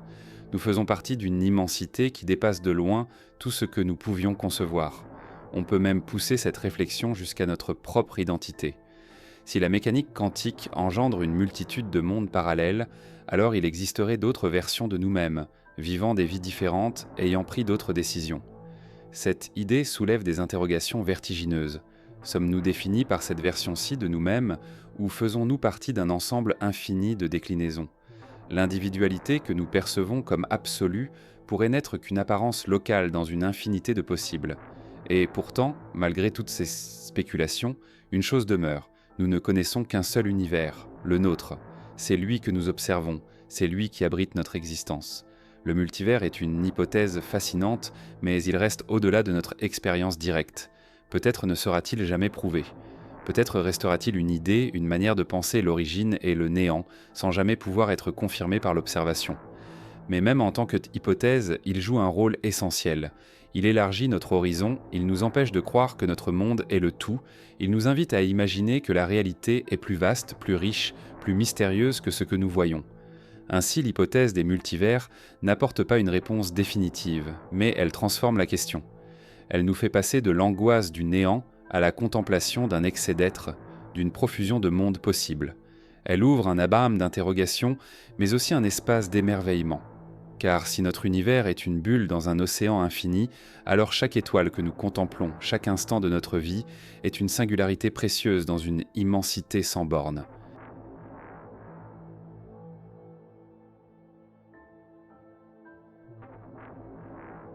Parmi toutes les hypothèses qui cherchent à dépasser le mystère de l'origine, celle de l'univers cyclique occupe une place singulière. Elle affirme que le cosmos n'aurait pas eu de commencement absolu, mais qu'il se déploierait selon un rythme éternel d'expansion et de contraction. Dans cette vision, le Big Bang ne serait pas l'instant inaugural du tout, mais seulement un épisode dans une suite infinie de renaissances. L'univers ressemblerait à une respiration cosmique. Il naît, s'étend, vieillit, s'effondre, puis renaît à nouveau. Penser en termes de boucle infinie, c'est accepter que le temps lui-même ne se dirige pas vers une fin ou un début, mais qu'il décrit un cercle éternel. Cette idée n'est pas nouvelle. Elle traverse de nombreuses traditions culturelles et spirituelles. Dans l'hindouisme, le cosmos suit des cycles appelés kalpas, immenses périodes de création et de destruction orchestrées par les dieux. Dans la philosophie grecque, les stoïciens imaginaient un monde en perpétuelle renaissance après des conflagrations universelles. Nietzsche, au XIXe siècle, parlera de l'éternel retour, une idée selon laquelle tout revient, identique, un nombre infini de fois. Ces intuitions anciennes révélaient que l'esprit humain a toujours eu du mal à accepter une création absolue et finie. Penser le temps comme une boucle est une manière d'échapper au vertige du néant et au poids d'un commencement unique. La cosmologie moderne a donné un souffle nouveau à ces visions. Dès que la relativité générale a permis de penser un univers dynamique, l'idée d'un cycle est apparue. Si l'univers est en expansion aujourd'hui, peut-il un jour se contracter ? Si la gravité finit par triompher, tout pourrait se rassembler en un Big Crunch, une implosion cosmique. De là, un nouveau Big Bang pourrait surgir, ouvrant une nouvelle ère. L'univers deviendrait un phénix cosmique, renaissant sans fin de ses propres cendres. Cependant, les observations récentes ont bouleversé cette perspective. La découverte de l'accélération de l'expansion de l'univers, due à l'énergie noire, semble indiquer que le cosmos ne se contractera pas, mais qu'il continuera de croître indéfiniment. Pourtant, certains modèles cherchent à réconcilier ces données avec l'idée cyclique. Peut-être que l'énergie noire pourrait se transformer avec le temps, inversant son effet répulsif et permettant une contraction future. Ou peut-être que l'univers, tout en continuant de s'étendre, traverse des phases de transformation qui évoquent un cycle à une autre échelle. Il existe aussi des modèles plus subtils, comme la cosmologie ekpyrotique inspirée de la théorie des cordes. Selon ce scénario, notre univers serait le fruit d'une collision entre deux brânes, de vastes membranes évoluant dans un espace à dimension supplémentaire. Ces collisions se répéteraient régulièrement, produisant des Big Bangs successifs. L'univers serait donc cyclique, mais non pas par effondrement et rebond interne, plutôt par un mécanisme extérieur inscrit dans une réalité plus vaste. Dans ce cadre, la boucle infinie n'est pas seulement une métaphore, mais une conséquence des lois fondamentales. La boucle cosmique pose aussi des questions sur la mémoire de l'univers. Si chaque cycle efface le précédent, pouvons-nous dire que l'univers se souvient de ses vies passées ? Les structures, les galaxies, les étoiles renaissent-elles identiques, ou chaque cycle est-il radicalement différent ? Certains modèles affirment que chaque cycle efface complètement les traces de l'ancien, créant un univers neuf. D'autres suggèrent qu'il subsiste des empreintes, des résonances, comme une mélodie répétée avec de légères variations. L'idée d'un univers qui se répète à l'identique ou qui se transforme légèrement à chaque cycle reste ouverte, mais elle nourrit une réflexion profonde sur le temps et la nouveauté. Philosophiquement, la boucle infinie bouleverse notre conception de l'histoire. Nous avons tendance à penser le temps comme une ligne, avec un commencement et une fin. Nos religions, nos récits, nos biographies suivent ce schéma linéaire. Mais un univers cyclique impose un autre imaginaire, celui d'un temps circulaire, sans origine et sans conclusion. Cela relativise la singularité de notre existence. Ce que nous vivons aujourd'hui aurait déjà eu lieu, et aura lieu encore, peut-être à l'infini. L'histoire humaine devient un motif répété sur la trame cosmique. Cela peut sembler désespérant, mais cela peut aussi être une source de réconfort. Rien n'est train perdu, tout revient toujours. La notion de boucle infinie résonne aussi avec certaines intuitions spirituelles. Dans les traditions orientales, la réincarnation est pensée comme une série de renaissances. À l'échelle cosmique, le cycle des univers prolonge cette logique. L'être, qu'il soit individuel ou universel, ne disparaît jamais totalement. Il se transforme et revient sous d'autres formes. Le cosmos devient ainsi un immense cycle de vie, de mort et de renaissance, où le néant n'a jamais de place définitive. Mais cette vision pose un problème. Qu'est-ce qui maintient le cycle ? Quelle est la force qui impose à l'univers de renaître encore et encore ? Dans un modèle linéaire, il suffit d'un commencement pour expliquer le reste. Dans un modèle cyclique, il faut une loi éternelle qui garantisse la répétition. Cela déplace la question du néant vers une autre énigme. Pourquoi existe-t-il une dynamique éternelle plutôt que rien ? Pourquoi l'univers ne s'est-il pas figé dans une immobilité absolue ? La boucle infinie résout l'angoisse du néant, mais elle crée une nouvelle forme de mystère, celui d'un mouvement sans commencement ni fin. Pour rendre cette idée plus sensible, on peut imaginer l'univers comme une respiration. À chaque cycle, il inspire et expire, se dilate et se contracte. Cette respiration ne mène nulle part, elle ne progresse pas vers un but. Elle est pure répétition, comme le battement d'un cœur ou le flux des marées. Mais cette répétition est aussi la condition de la vie. Sans rythme, sans alternance, il n'y aurait que l'immobilité. La boucle infinie peut donc être vue non pas comme une condamnation, mais comme une célébration de l'éternel mouvement. Cette vision peut également transformer notre rapport aux temps humains. Si l'univers est cyclique, notre vie s'inscrit dans une boucle plus vaste. Chaque instant que nous vivons, aussi fugace soit-il, pourrait revenir dans un autre cycle. Nos existences ne seraient mais pas uniques, mais répétées. Cela nous confronte à une question vertigineuse. Voudrions-nous revivre éternellement la même vie, avec ses joies et ses souffrances, ses erreurs et ses réussites ? L'éternel retour de Nietzsche posait déjà ce défi. L'univers cyclique le prolonge à une échelle cosmique. Pour les scientifiques, l'attrait de la boucle infinie réside aussi dans sa capacité à résoudre certaines énigmes. Par exemple, elle pourrait expliquer pourquoi l'univers semble si homogène. Chaque cycle effacerait les irrégularités, laissant un univers lissé avant de recommencer. Elle pourrait aussi offrir une réponse à la question de l'entropie. Normalement, l'entropie, le désordre, ne cesse d'augmenter.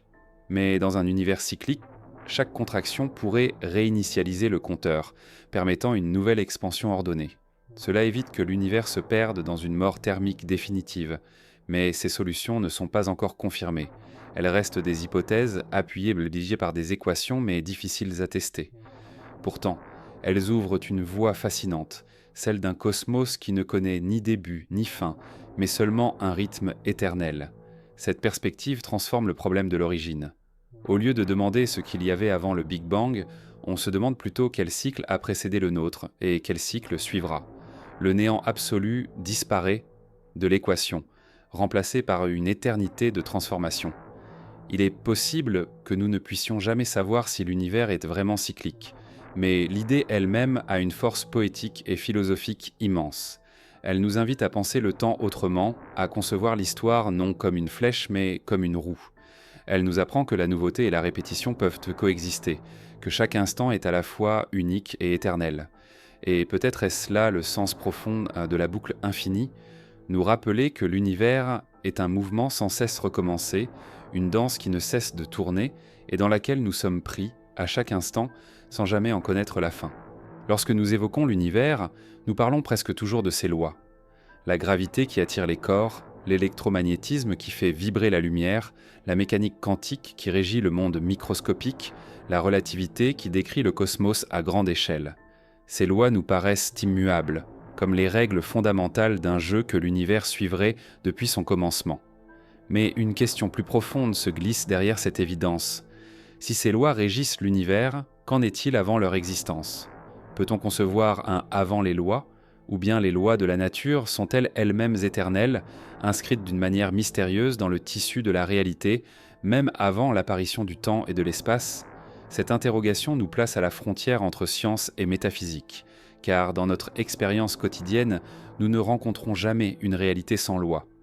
Tout phénomène que nous observons obéit à des régularités. Un objet tombe, la lumière se réfléchit, l'eau bout à une température donnée. Même dans le chaos apparent, nous découvrons des structures sous-jacentes. C'est pourquoi nous avons tendance à projeter cette nécessité partout, jusqu'aux confins de l'origine. Mais lorsque nous parlons du Big Bang, nous touchons une limite. Les lois que nous connaissons n'existaient peut-être pas encore. Alors, sur quoi reposerait la possibilité même de l'univers ? Certains physiciens pensent que les lois de la nature pourraient être apparues progressivement, comme les règles d'un jeu qui s'établiraient au fur et à mesure. Dans cette vision, le Big Bang n'est pas seulement l'émergence de la matière et de l'énergie, mais aussi celle des lois. La gravité, la mécanique quantique, les constantes fondamentales auraient pu se cristalliser au fil des premiers instants, à mesure que l'univers se refroidissait et se structurait. Autrement dit, avant les lois telles que nous les connaissons, il y aurait eu une phase d'indétermination, un état où la réalité n'était pas encore codifiée. On peut comparer cette idée à celle d'un langage. Lorsqu'un enfant apprend à parler, il émet d'abord des sons indistincts, puis peu à peu, des règles de grammaire et de syntaxe s'imposent. De la même manière, l'univers aurait commencé dans une sorte de Babyle chaotique, avant que les règles de la physique ne s'organisent pour donner sens et stabilité. Les lois ne seraient donc pas transcendantes mais émergentes, fruit d'un processus d'auto-organisation cosmique. Cependant, d'autres chercheurs défendent une position inverse. Les lois de la nature seraient intemporelles, inscrites dans la réalité avant même l'univers. Elles constitueraient une sorte de cadre invisible, un ordre fondamental sur lequel le cosmos s'appuie. Dans cette perspective, le Big Bang ne crée pas les lois, il les actualise. Les lois auraient toujours existé, comme des structures platoniciennes, et l'univers n'est que leur mise en œuvre. Cette vision renvoie à une conception presque mystique. Derrière le monde visible se tient un ordre éternel, immuable, qui précède et dépasse la matière. Mais cela soulève une question troublante. Si les lois sont intemporelles, où résident-elles ? Ont-elles une existence indépendante, comme des entités abstraites flottant hors du temps ? Ou bien ne sont-elles que des descriptions humaines, des approximations mathématiques que nous projetons sur la réalité ? Cette incertitude met en lumière le paradoxe des lois. Elles semblent à la fois découvertes et inventées, réelles et idéales. Un exemple frappant est celui des constantes fondamentales. La vitesse de la lumière, la constante gravitationnelle, la charge de l'électron, ces valeurs ne sont pas dictées par une nécessité logique. Elles pourraient être différentes. Pourtant, elles sont exactement ce qu'il faut pour que l'univers permette l'existence de structures complexes et finalement de la vie. Pourquoi ces constantes ont-elles ces valeurs précises ? Est-ce parce que les lois fondamentales les imposent ou parce qu'il existe une multitude d'univers avec des valeurs différentes et que nous nous trouvons simplement dans celui qui permet notre présence ? La question demeure ouverte, mais elle révèle l'étrange statut de ces lois. Elles sont à la fois conditions de possibilité et énigmes insolubles. Certains physiciens et philosophes osent avancer que les lois ne sont pas éternelles, mais évolutives. Elles changeraient avec le temps, se transformeraient à travers les époques cosmiques. Cette idée appelée cosmologie évolutive suggère que l'univers expérimente différentes lois, et que celles qui conduisent à la formation d'étoiles et de trous noirs se répandent davantage. Dans cette vision, les lois de la nature sont comme des gènes soumis à une sélection cosmique. Elles ne précèdent pas l'univers, elles en sont un produit ajusté au fil des cycles. Penser les lois comme évolutives, c'est leur ôter leur caractère absolu et les replacer dans l'histoire du cosmos. Pour rendre cette idée plus concrète, imaginons un jeu de société dont les règles changeraient à chaque partie. Chaque univers serait une partie différente, avec des règles légèrement modifiées. Dans certains, les règles ne permettent pas la complexité et la partie s'arrête vite. Dans d'autres, elles autorisent la naissance des étoiles, des planètes, de la vie, et la partie dure beaucoup plus longtemps. Nous habitons l'un de ces univers où les règles sont favorables. Mais ces règles elles-mêmes pourraient être le résultat d'une évolution, et non d'une nécessité éternelle. Cette perspective renverse notre rapport aux lois, car si elles sont évolutives, elles ne sont plus des vérités ultimes, mais des phénomènes contingents. Ce que nous appelons aujourd'hui les lois de la nature serait simplement la version actuelle des règles, valables dans notre univers, mais pas nécessairement universelles ni immuables. Cela change profondément la signification du mot « loi ». Au lieu de désigner une certitude absolue, il devient le nom d'une régularité locale, temporaire, liée à l'histoire de notre cosmos. Mais si les lois sont apparues ou ont évolué, une question reste en suspens.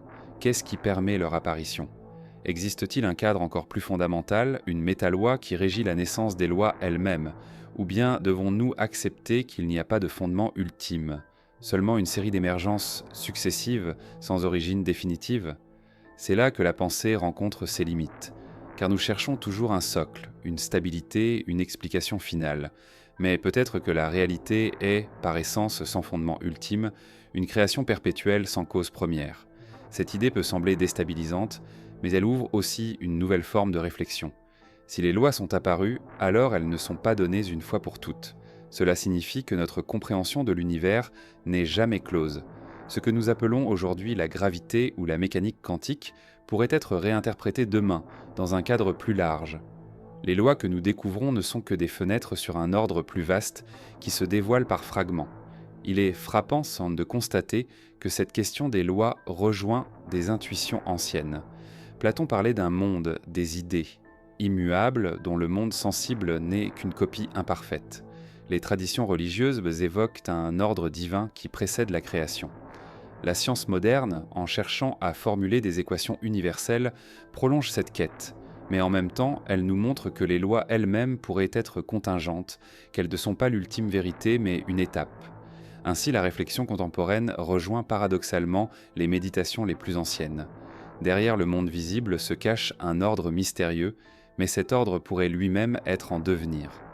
En contemplant cette énigme, nous touchons à une limite essentielle, car si nous voulons savoir ce qu'il y avait avant les lois, nous devons admettre que nous n'avons aucun langage pour le dire.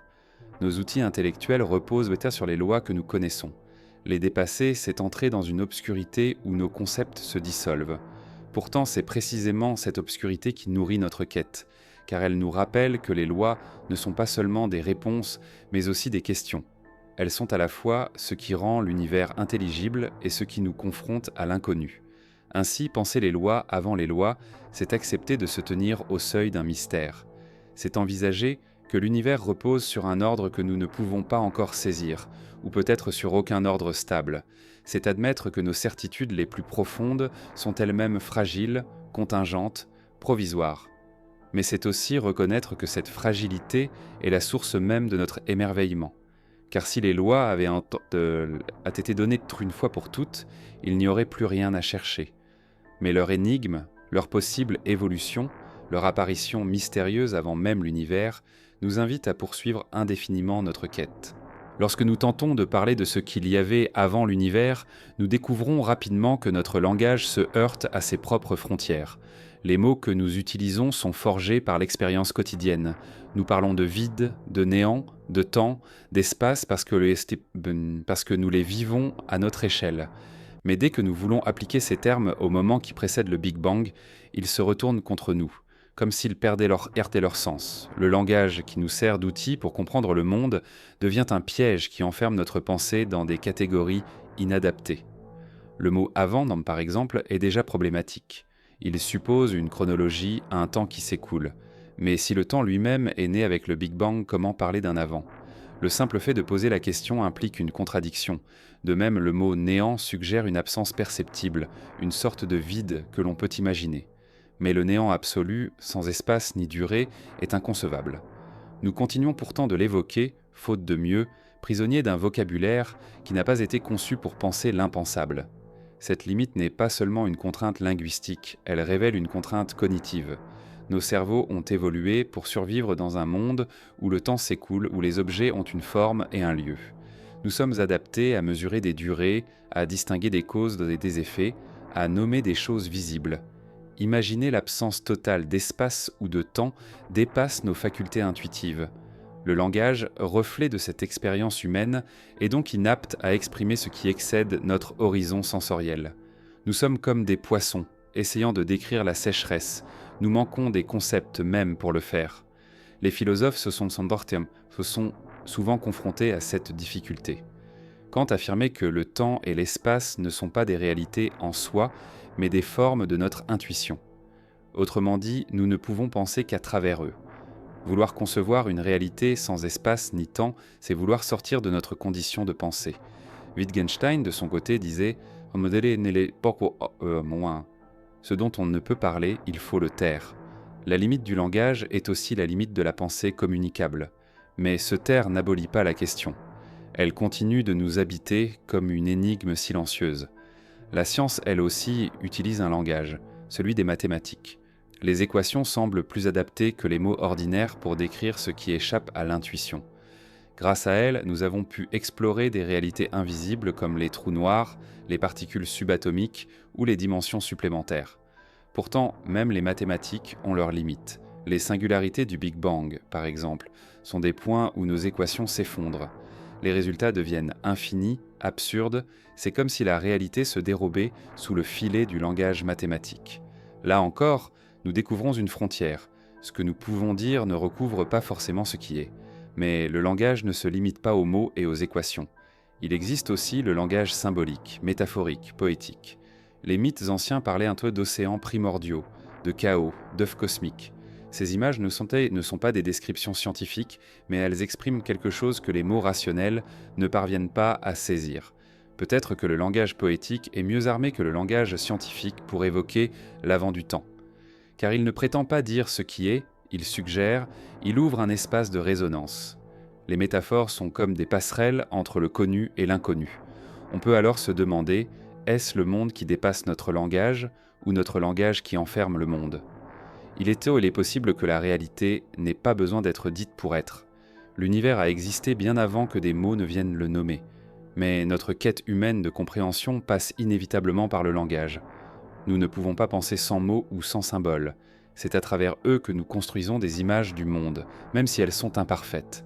Ainsi, le langage est à la fois notre limite et notre chance. Il ne capture pas l'absolu, mais il nous permet de nous en approcher, de l'effleurer.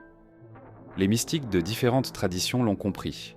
Ils parlent souvent d'un silence nécessaire, d'un point où le langage se tait pour laisser place à une expérience directe. Dans le bouddhisme zen, on dit que les mots sont comme un doigt pointant vers la lune. Il ne faut pas confondre le doigt avec la lune elle-même. Les mots désignent, mais ils ne sont pas la réalité. Dans la mystique chrétienne, on parle de la théologie négative. Plutôt que de dire ce qu'est Dieu, on dit ce qu'il n'est pas, pour reconnaître que toute affirmation est insuffisante. Ces démarches montrent que le langage a ses limites, mais qu'il peut aussi reconnaître ses limites et inviter à une autre forme de compréhension. Pour illustrer cette tension, pensons à la musique. Une mélodie peut exprimer ce que les mots ne parviennent pas à dire. Elle ne décrit pas, elle évoque, elle touche directement l'émotion et l'imaginaire. Peut-être que l'avant du Big Bang, le néant, le silence primordial, sont des réalités qui se prêtent mieux à la musique, à l'art, à l'intuition, qu'au discours rationnel. Le langage scientifique et le langage poétique ne s'opposent pas. Ils se complètent, chacun éclairant une facette différente de l'énigme. Il est possible que notre difficulté à parler du néant tienne aussi à notre rapport à la mort. Nous n'avons pas d'expérience du néant, mais nous en avons une anticipation, la fin de notre existence consciente. Lorsque nous parlons du néant cosmique, nous projetons inconsciemment cette angoisse personnelle. Le langage se charge alors d'affect, de peur, de désir. Penser l'absence absolue devient insupportable, et nous cherchons des mots pour la conjurer. Le néant est peut-être autant une question métaphysique qu'une projection de notre condition humaine. Mais même si le langage échoue à dire l'absolu, il reste notre seul moyen de partage. Sans mots, nos questionnements resteraient enfermés en nous. Les récits mythiques, les spéculations philosophiques, les théories scientifiques sont autant de tentatives de dire l'indicible. Chacun échoue à sa manière, mais chacun ouvre aussi une porte. Le langage ne capture pas la vérité ultime, mais il crée un espace commun où nous pouvons explorer ensemble le mystère. Ainsi, les limites du langage ne sont pas seulement des barrières, elles sont aussi des invitations. Chaque fois que nous découvrons qu'un mot est inadéquat, nous inventons de nouvelles images, de nouveaux concepts, de nouvelles mathématiques. C'est dans ces tentatives, même incomplètes, que réside la richesse de notre quête.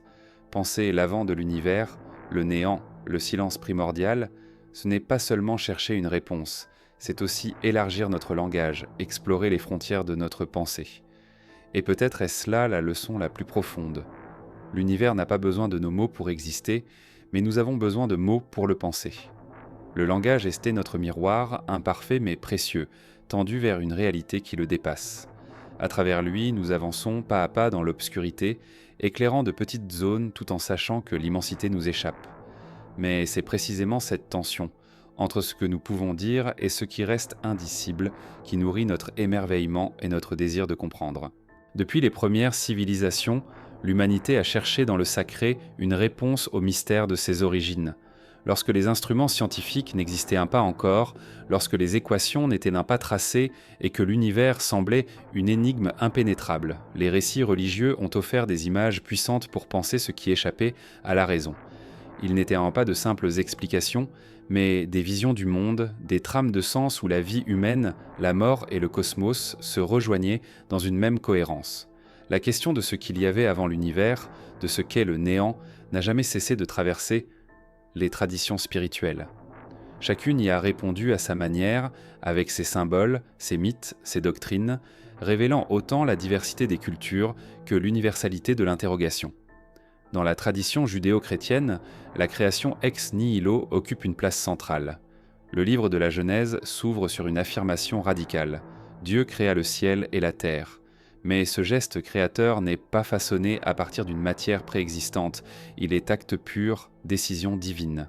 Ici, le néant est réel, mais il est vaincu par la parole de Dieu.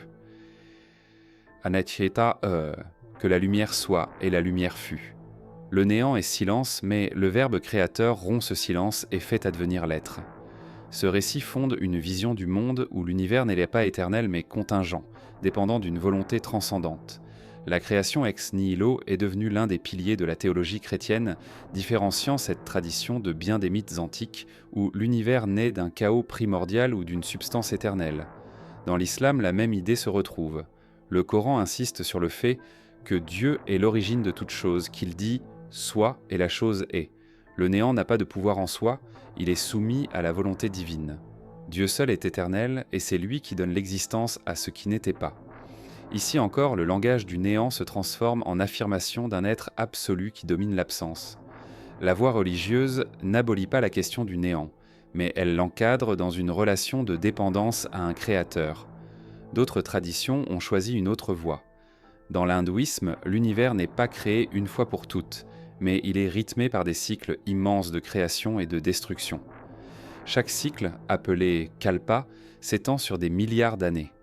Brahma, le dieu créateur, émet le monde par son souffle, puis le résorbe pour recommencer encore. Ici, le néant n'est jamais absolu, mais seulement une phase du cycle cosmique, un retour au sommeil divin avant un nouveau rêve. L'univers n'a pas de commencement définitif. Il danse dans un rythme éternel.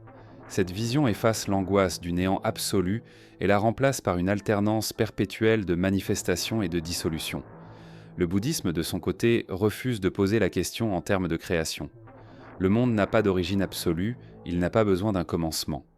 Tout ce qui existe est interdépendant, en perpétuelle transformation. Le vide ou la vacuité n'est pas un néant stérile, mais une absence d'existence autonome. Les choses surgissent parce qu'elles dépendent d'autres choses, et cette chaîne est sans origine première. Dans cette perspective, la question pourquoi y a-t-il quelque chose plutôt que rien est considérée comme mal posée. Ce n'est pas le néant qui précède l'être, mais l'interdépendance qui rend possible le flux du réel. Dans la Chine ancienne, le taoïsme offre encore une autre perspective. Le Tao, principe indicible, est la source de toute chose. Avant toute différenciation, il y a le Tao, qui n'est ni être ni néant, mais l'origine silencieuse. Le Tao engendre l'un, puis le deux, puis les 10 000 êtres. Ici, le néant et l'être ne s'opposent pas, ils se complètent. Le vide est une plénitude cachée, une matrice fertile. La pensée taoïste refuse le dualisme tranché et préfère parler d'un équilibre, d'une circulation où le vide est source de vie. Ces voies religieuses, si différentes, partagent pourtant une même fonction. Donner au mystère du commencement une forme intelligible, insérer l'univers dans une trame de sens. Elles ne cherchent pas seulement à décrire ce qu'il y avait avant, elles cherchent à répondre à l'angoisse existentielle que cette question suscite. Car derrière la question cosmologique, il y a toujours la question de notre place dans le cosmos. Si le monde a été créé par un dieu, alors nous faisons partie d'un plan. Si le monde est cyclique, alors nous participons à une danse éternelle. Si le monde est interdépendant, alors nous sommes pris dans un réseau de relations qui nous dépasse. Le rôle du langage religieux est aussi de dépasser les limites du langage ordinaire. Par ses images, ses métaphores, ses symboles, il dit ce que l'on ne peut dire directement. Parler d'un verbe créateur, d'un souffle divin, d'un chaos primordial, d'un vide fertile, ce ne sont pas des descriptions littérales, mais des manières d'approcher l'indicible.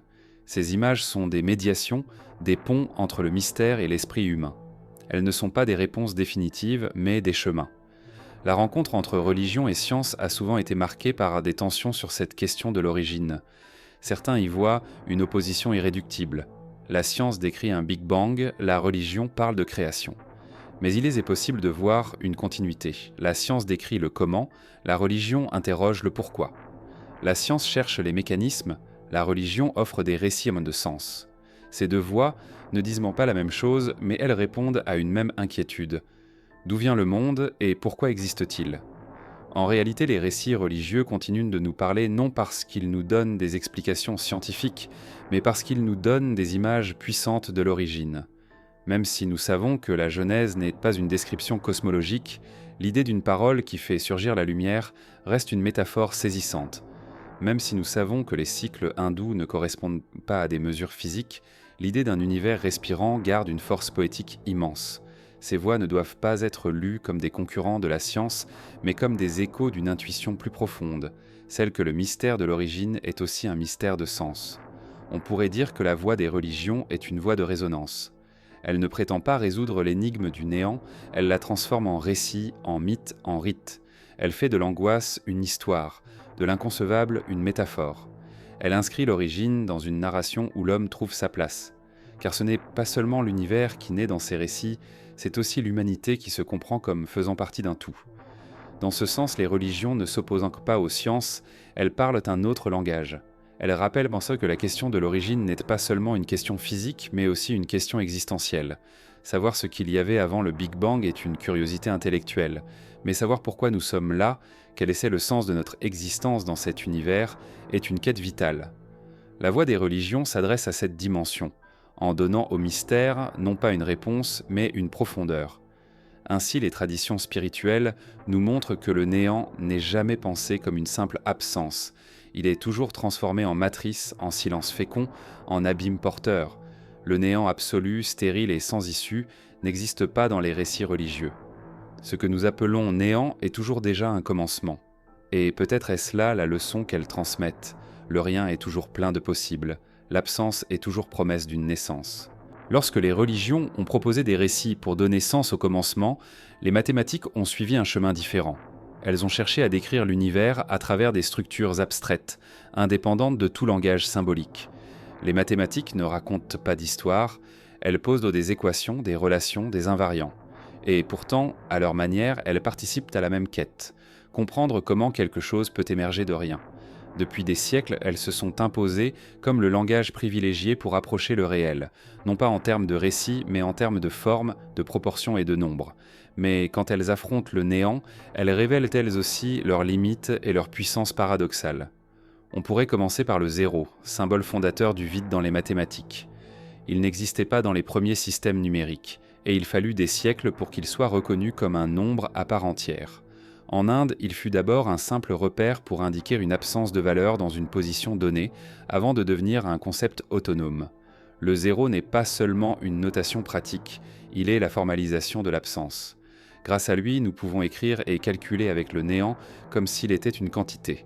Mais ce geste est déjà une contradiction. Donner une valeur à l'absence, c'est transformer le rien en quelque chose. Le zéro est l'empreinte de cette tension. Il est la marque du vide, mais il existe comme entité mathématique. À travers ce symbole, les mathématiques ont appris à traiter le néant comme une réalité opératoire. On peut additionner, soustraire, multiplier le zéro. On peut même l'élever à une puissance. Mais il reste des zones d'ombre. Que signifie diviser par zéro ? Cette opération conduit à une indétermination, une faille dans le système. Comme si le néant, trop sollicité, échappait au calcul. La division par zéro est une singularité qui brise l'ordre logique, un rappel que l'absence ne peut être totalement domestiquée. Dans la cosmologie contemporaine, les mathématiques vont plus loin. Elles décrivent le vide quantique à travers des équations complexes où l'énergie du vide joue un rôle central. Les fluctuations invisibles, qui semblent être la matrice de l'univers, ne sont concevables que grâce aux outils mathématiques. Sans équations différentielles, sans calcul de probabilité, sans fonction d'onde, nous n'aurions aucun moyen d'imaginer ces réalités. Ici, les mathématiques deviennent plus qu'un langage. Elles sont le seul moyen de parler du rien fertile, de l'absence bruissante qui précède le monde. Mais les mathématiques ne se contentent pas de décrire. Certains physiciens vont jusqu'à affirmer que l'univers lui-même est une structure mathématique. Max Tegmark, par exemple, a proposé l'hypothèse du multivers mathématique. Tout ce qui existe n'est rien d'autre qu'une structure mathématique, et toutes les structures mathématiques existent réellement dans un sens ontologique. Dans cette vision, il n'y a pas de différence entre la réalité et les mathématiques. Le néant n'existe pas, car toutes les structures possibles existent nécessairement dans le domaine mathématique. Notre univers n'est qu'une instantiation parmi d'autres. Cette hypothèse radicale rejoint d'une certaine manière le platonisme. Pour Platon, les idées, ou formes mathématiques, sont éternelles et immuables. Les objets sensibles ne sont que des reflets de ces formes idéales. Appliqué à la cosmologie, cela signifie que les lois de la physique ne font que manifester des structures mathématiques éternelles. Le néant absolu n'aurait donc pas de place. Il y aurait toujours, au moins, les mathématiques. Mais cette vision n'est pas sans critique. Car si l'univers est une structure mathématique, pourquoi cette structure particulière et pas une autre ? Pourquoi habitons-nous des équations précises avec ses constantes, ses lois et non une autre configuration mathématique possible ? Si toutes les structures existent, la question du pourquoi demeure intacte. Elle est seulement déplacée dans un espace abstrait. Les mathématiques du néant révèlent aussi une autre tension. Elles permettent de manipuler l'infini. Depuis les travaux de Georg Cantor, Nous savons que les infinis ne sont pas tous identiques. Il y a des hiérarchies d'infinis, certains plus grands que d'autres. Or, si l'infini est pensable, peut-être que le néant absolu ne l'est pas. Peut-être que la seule alternative à l'être n'est pas le rien, mais l'infini. Dans ce cadre, l'univers n'aurait pas émergé du néant, mais d'un champ infini de possibles mathématiques. Un autre aspect fascinant est l'usage de l'équation pour modéliser un univers à partir du vide. En relativité générale, certaines solutions des équations d'Einstein décrivent des univers entiers surgissant de conditions minimales. Dans la mécanique quantique, l'équation de Schrödinger permet de penser l'émergence d'événements à partir d'un état de vide. Les mathématiques, dans leur rigueur, donnent ainsi forme à l'impensable. Elles ne décrivent pas seulement ce que nous voyons, elles anticipent ce que nous ne pouvons même pas imaginer. Mais là encore, il faut se demander, les mathématiques découvrent-elles une réalité qui existe déjà, ou inventent-elles un langage qui fonctionne par cohérence interne ? Si elles découvrent, cela signifie que les structures mathématiques préexistent à l'univers. Si elles inventent, alors leur efficacité est une coïncidence prodigieuse. Eugene Wigner parlait de la déraisonnable efficacité des mathématiques en sciences naturelles. Comment se fait-il que des équations abstraites, conçues parfois sans lien avec l'expérience, décrivent avec une précision incroyable le comportement du réel ? Ce mystère rapproche les mathématiques de la métaphysique. Elles semblent être le lieu où l'être et le rien se rencontrent. On pourrait dire que les mathématiques sont un miroir du néant. Elles permettent de penser l'absence comme une structure. Le zéro, le vide, l'infini, les indéterminations sont autant de manières de donner une forme à ce qui échappe. Les mathématiques ne nous disent pas ce qu'il y avait avant l'univers, mais elles nous montrent que le néant peut être pensé comme un objet, manipulé comme un concept, intégré dans des équations qui ouvrent sur le réel. Elles ne résolvent pas le mystère, mais elles nous donnent des outils pour le cerner, pour l'approcher sans l'abolir. Et peut-être est-ce cela leur véritable pouvoir, non pas éliminer l'énigme du néant, mais la rendre féconde. Grâce aux mathématiques, le néant cesse d'être une impasse pour devenir un champ d'exploration. Chaque équation est une tentative de dire l'indicible. Chaque symbole est une fenêtre sur une absence qui cache une plénitude.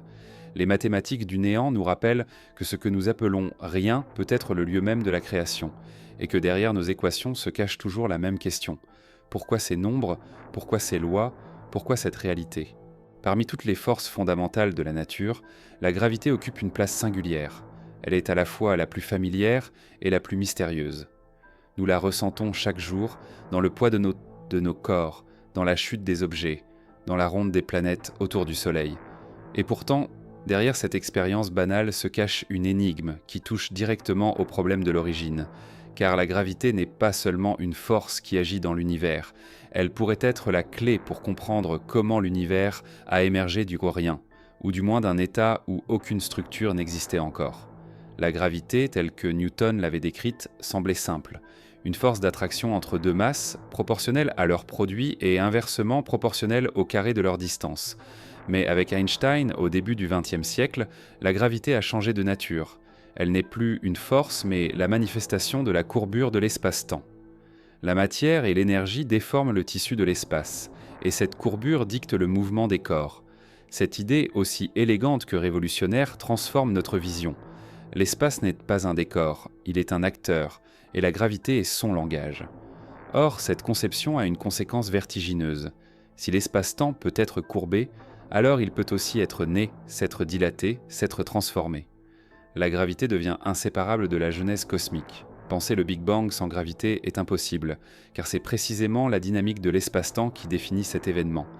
Et c'est dans les premiers instants, lorsque les énergies étaient inimaginables, que la gravité révèle ses énigmes les plus profondes. L'un des mystères actuels est la gravité quantique. Car si la relativité générale décrit magnifiquement la gravité à grande échelle, elle échoue dans les conditions extrêmes du Big Bang ou au cœur des trous noirs. Là, les équations s'effondrent, donnant des infinis qui n'ont pas de sens physique. La mécanique quantique, de son côté, décrit le monde microscopique avec une précision extraordinaire, mais elle ne sait pas intégrer la gravité. Nous vivons donc avec deux théories splendides mais incompatibles, comme deux morceaux d'un puzzle qui refusent de s'emboîter. Et c'est précisément dans le vide originel, là où l'univers est né, que ce manque se fait le plus criant. Les physiciens cherchent depuis des décennies une théorie de la gravité quantique. La théorie des cordes, la gravité quantique à boucle, ou encore d'autres approches plus spéculatives, tentent de réconcilier ces deux visions. Ces modèles imaginent un espace-temps granulaire, fait de quanta minuscules, ou un tissu fondamental de cordes vibrantes dans des dimensions supplémentaires. Dans tous les cas, la gravité y joue un rôle primordial. Elle n'est plus seulement une force, mais un principe d'organisation, une structure qui soutient la naissance de l'espace et du temps. On peut alors se demander, avant même l'apparition de la matière, la gravité existait-elle déjà sous une forme embryonnaire ? Était-elle inscrite dans la texture du vide, prête à se déployer dès que l'univers a commencé son expansion ? Si tel était le cas, alors le rien n'était pas un néant absolu, mais un champ de potentialité gravitationnelle, une sorte d'écho silencieux qui portait déjà en lui la possibilité d'un cosmos. Ce rôle fondamental de la gravité apparaît aussi dans l'étude des ondes gravitationnelles. Ces ondulations de l'espace-temps, prédites par Einstein et détectées un siècle plus tard, témoignent de la plasticité du tissu cosmique. Elles sont produites par des événements colossaux, comme la fusion de trous noirs. Mais certains physiciens espèrent qu'elles pourraient aussi révéler des traces des premiers instants de l'univers. Car si l'inflation cosmique a eu lieu, elle a dû générer des ondes gravitationnelles primordiales, des vibrations encore perceptibles aujourd'hui. Détecter ces échos, c'est peut-être capter directement la mémoire du commencement, entendre la résonance du Big Bang lui-même. Ces ondes sont invisibles à nos yeux, imperceptibles à nos sens. Mais leur existence prouve que l'univers n'a jamais été silencieux. Même dans son vide, il résonne. La gravité est comme une musique sourde, un fond permanent qui relie tous les phénomènes. Et cette musique pourrait bien être la clé de ce que nous appelons « rien ». Car si le vide absolu était possible, il n'y aurait pas ces vibrations. Mais si le vide est toujours parcouru d'échos gravitationnels, alors le néant n'existe pas. Il y a toujours un rythme, une trame, une danse invisible. Philosophiquement, cela ouvre des perspectives fascinantes. La gravité est la plus faible des forces, mais elle est aussi celle qui structure l'univers à grande échelle. Sans elle, pas de galaxie, pas d'étoiles, pas de planètes, pas de vie. Le fait que l'être dépende d'une force si discrète révèle peut-être quelque chose de l'essence de la réalité. Ce qui paraît insignifiant est en réalité fondamental. Le cosmos entier est tenu par ce fil invisible, et ce fil, loin d'être une contrainte, est une ouverture. Il relie l'infiniment petit à l'infiniment grand, le vide au plein, le néant à l'être. Certains philosophes de la science suggèrent que la gravité pourrait être une illusion émergente et non une force fondamentale. Elle résulterait d'effets statistiques, comme la température d'un gaz émerge de l'agitation de ses molécules. Si tel est le cas, la gravité n'est pas inscrite dans l'univers dès l'origine, mais elle apparaît comme une propriété collective, une conséquence du comportement des quanta. Cette idée renverse notre perspective. La gravité ne serait pas la cause de l'univers, mais un produit de son organisation. Pourtant, qu'elle soit cause ou effet, elle reste au cœur du mystère, car elle façonne notre expérience du réel. Penser aux échos de la gravité, c'est donc imaginer un univers où même le silence est plein de résonance. L'espace-temps n'est pas un vide muet, mais une membrane vibrante. Chaque fluctuation, chaque onde, chaque courbure est une trace de cette respiration profonde qui traverse l'univers. Et si nous pouvions remonter le fil de ces vibrations jusqu'à leur source, peut-être entendrions-nous le premier battement, celui qui a transformé le rien en tout. Mais une question demeure. Si la gravité est inscrite dès l'origine, d'où vient-elle elle-même ? Est-elle une loi éternelle ou une émergence comme le reste ? Si elle préexistait au Big Bang, alors le néant absolu est définitivement impossible. Si elle a émergé en même temps que l'univers, alors elle est signée la première manifestation de l'ordre, le signe que le rien s'efface devant l'être. Dans les deux cas, elle nous montre que le vide n'est jamais totalement vide. Ainsi, les échos de la gravité nous rappellent que l'univers est un chant, même lorsqu'il semble silencieux. Ils nous rappellent que le rien, s'il a jamais existé, a toujours été traversé de forces prêtes à éclore. Et peut-être que la gravité, dans sa discrétion et sa puissance, est la voix la plus ancienne de l'univers, la première note d'une symphonie cosmique qui se déploie encore aujourd'hui.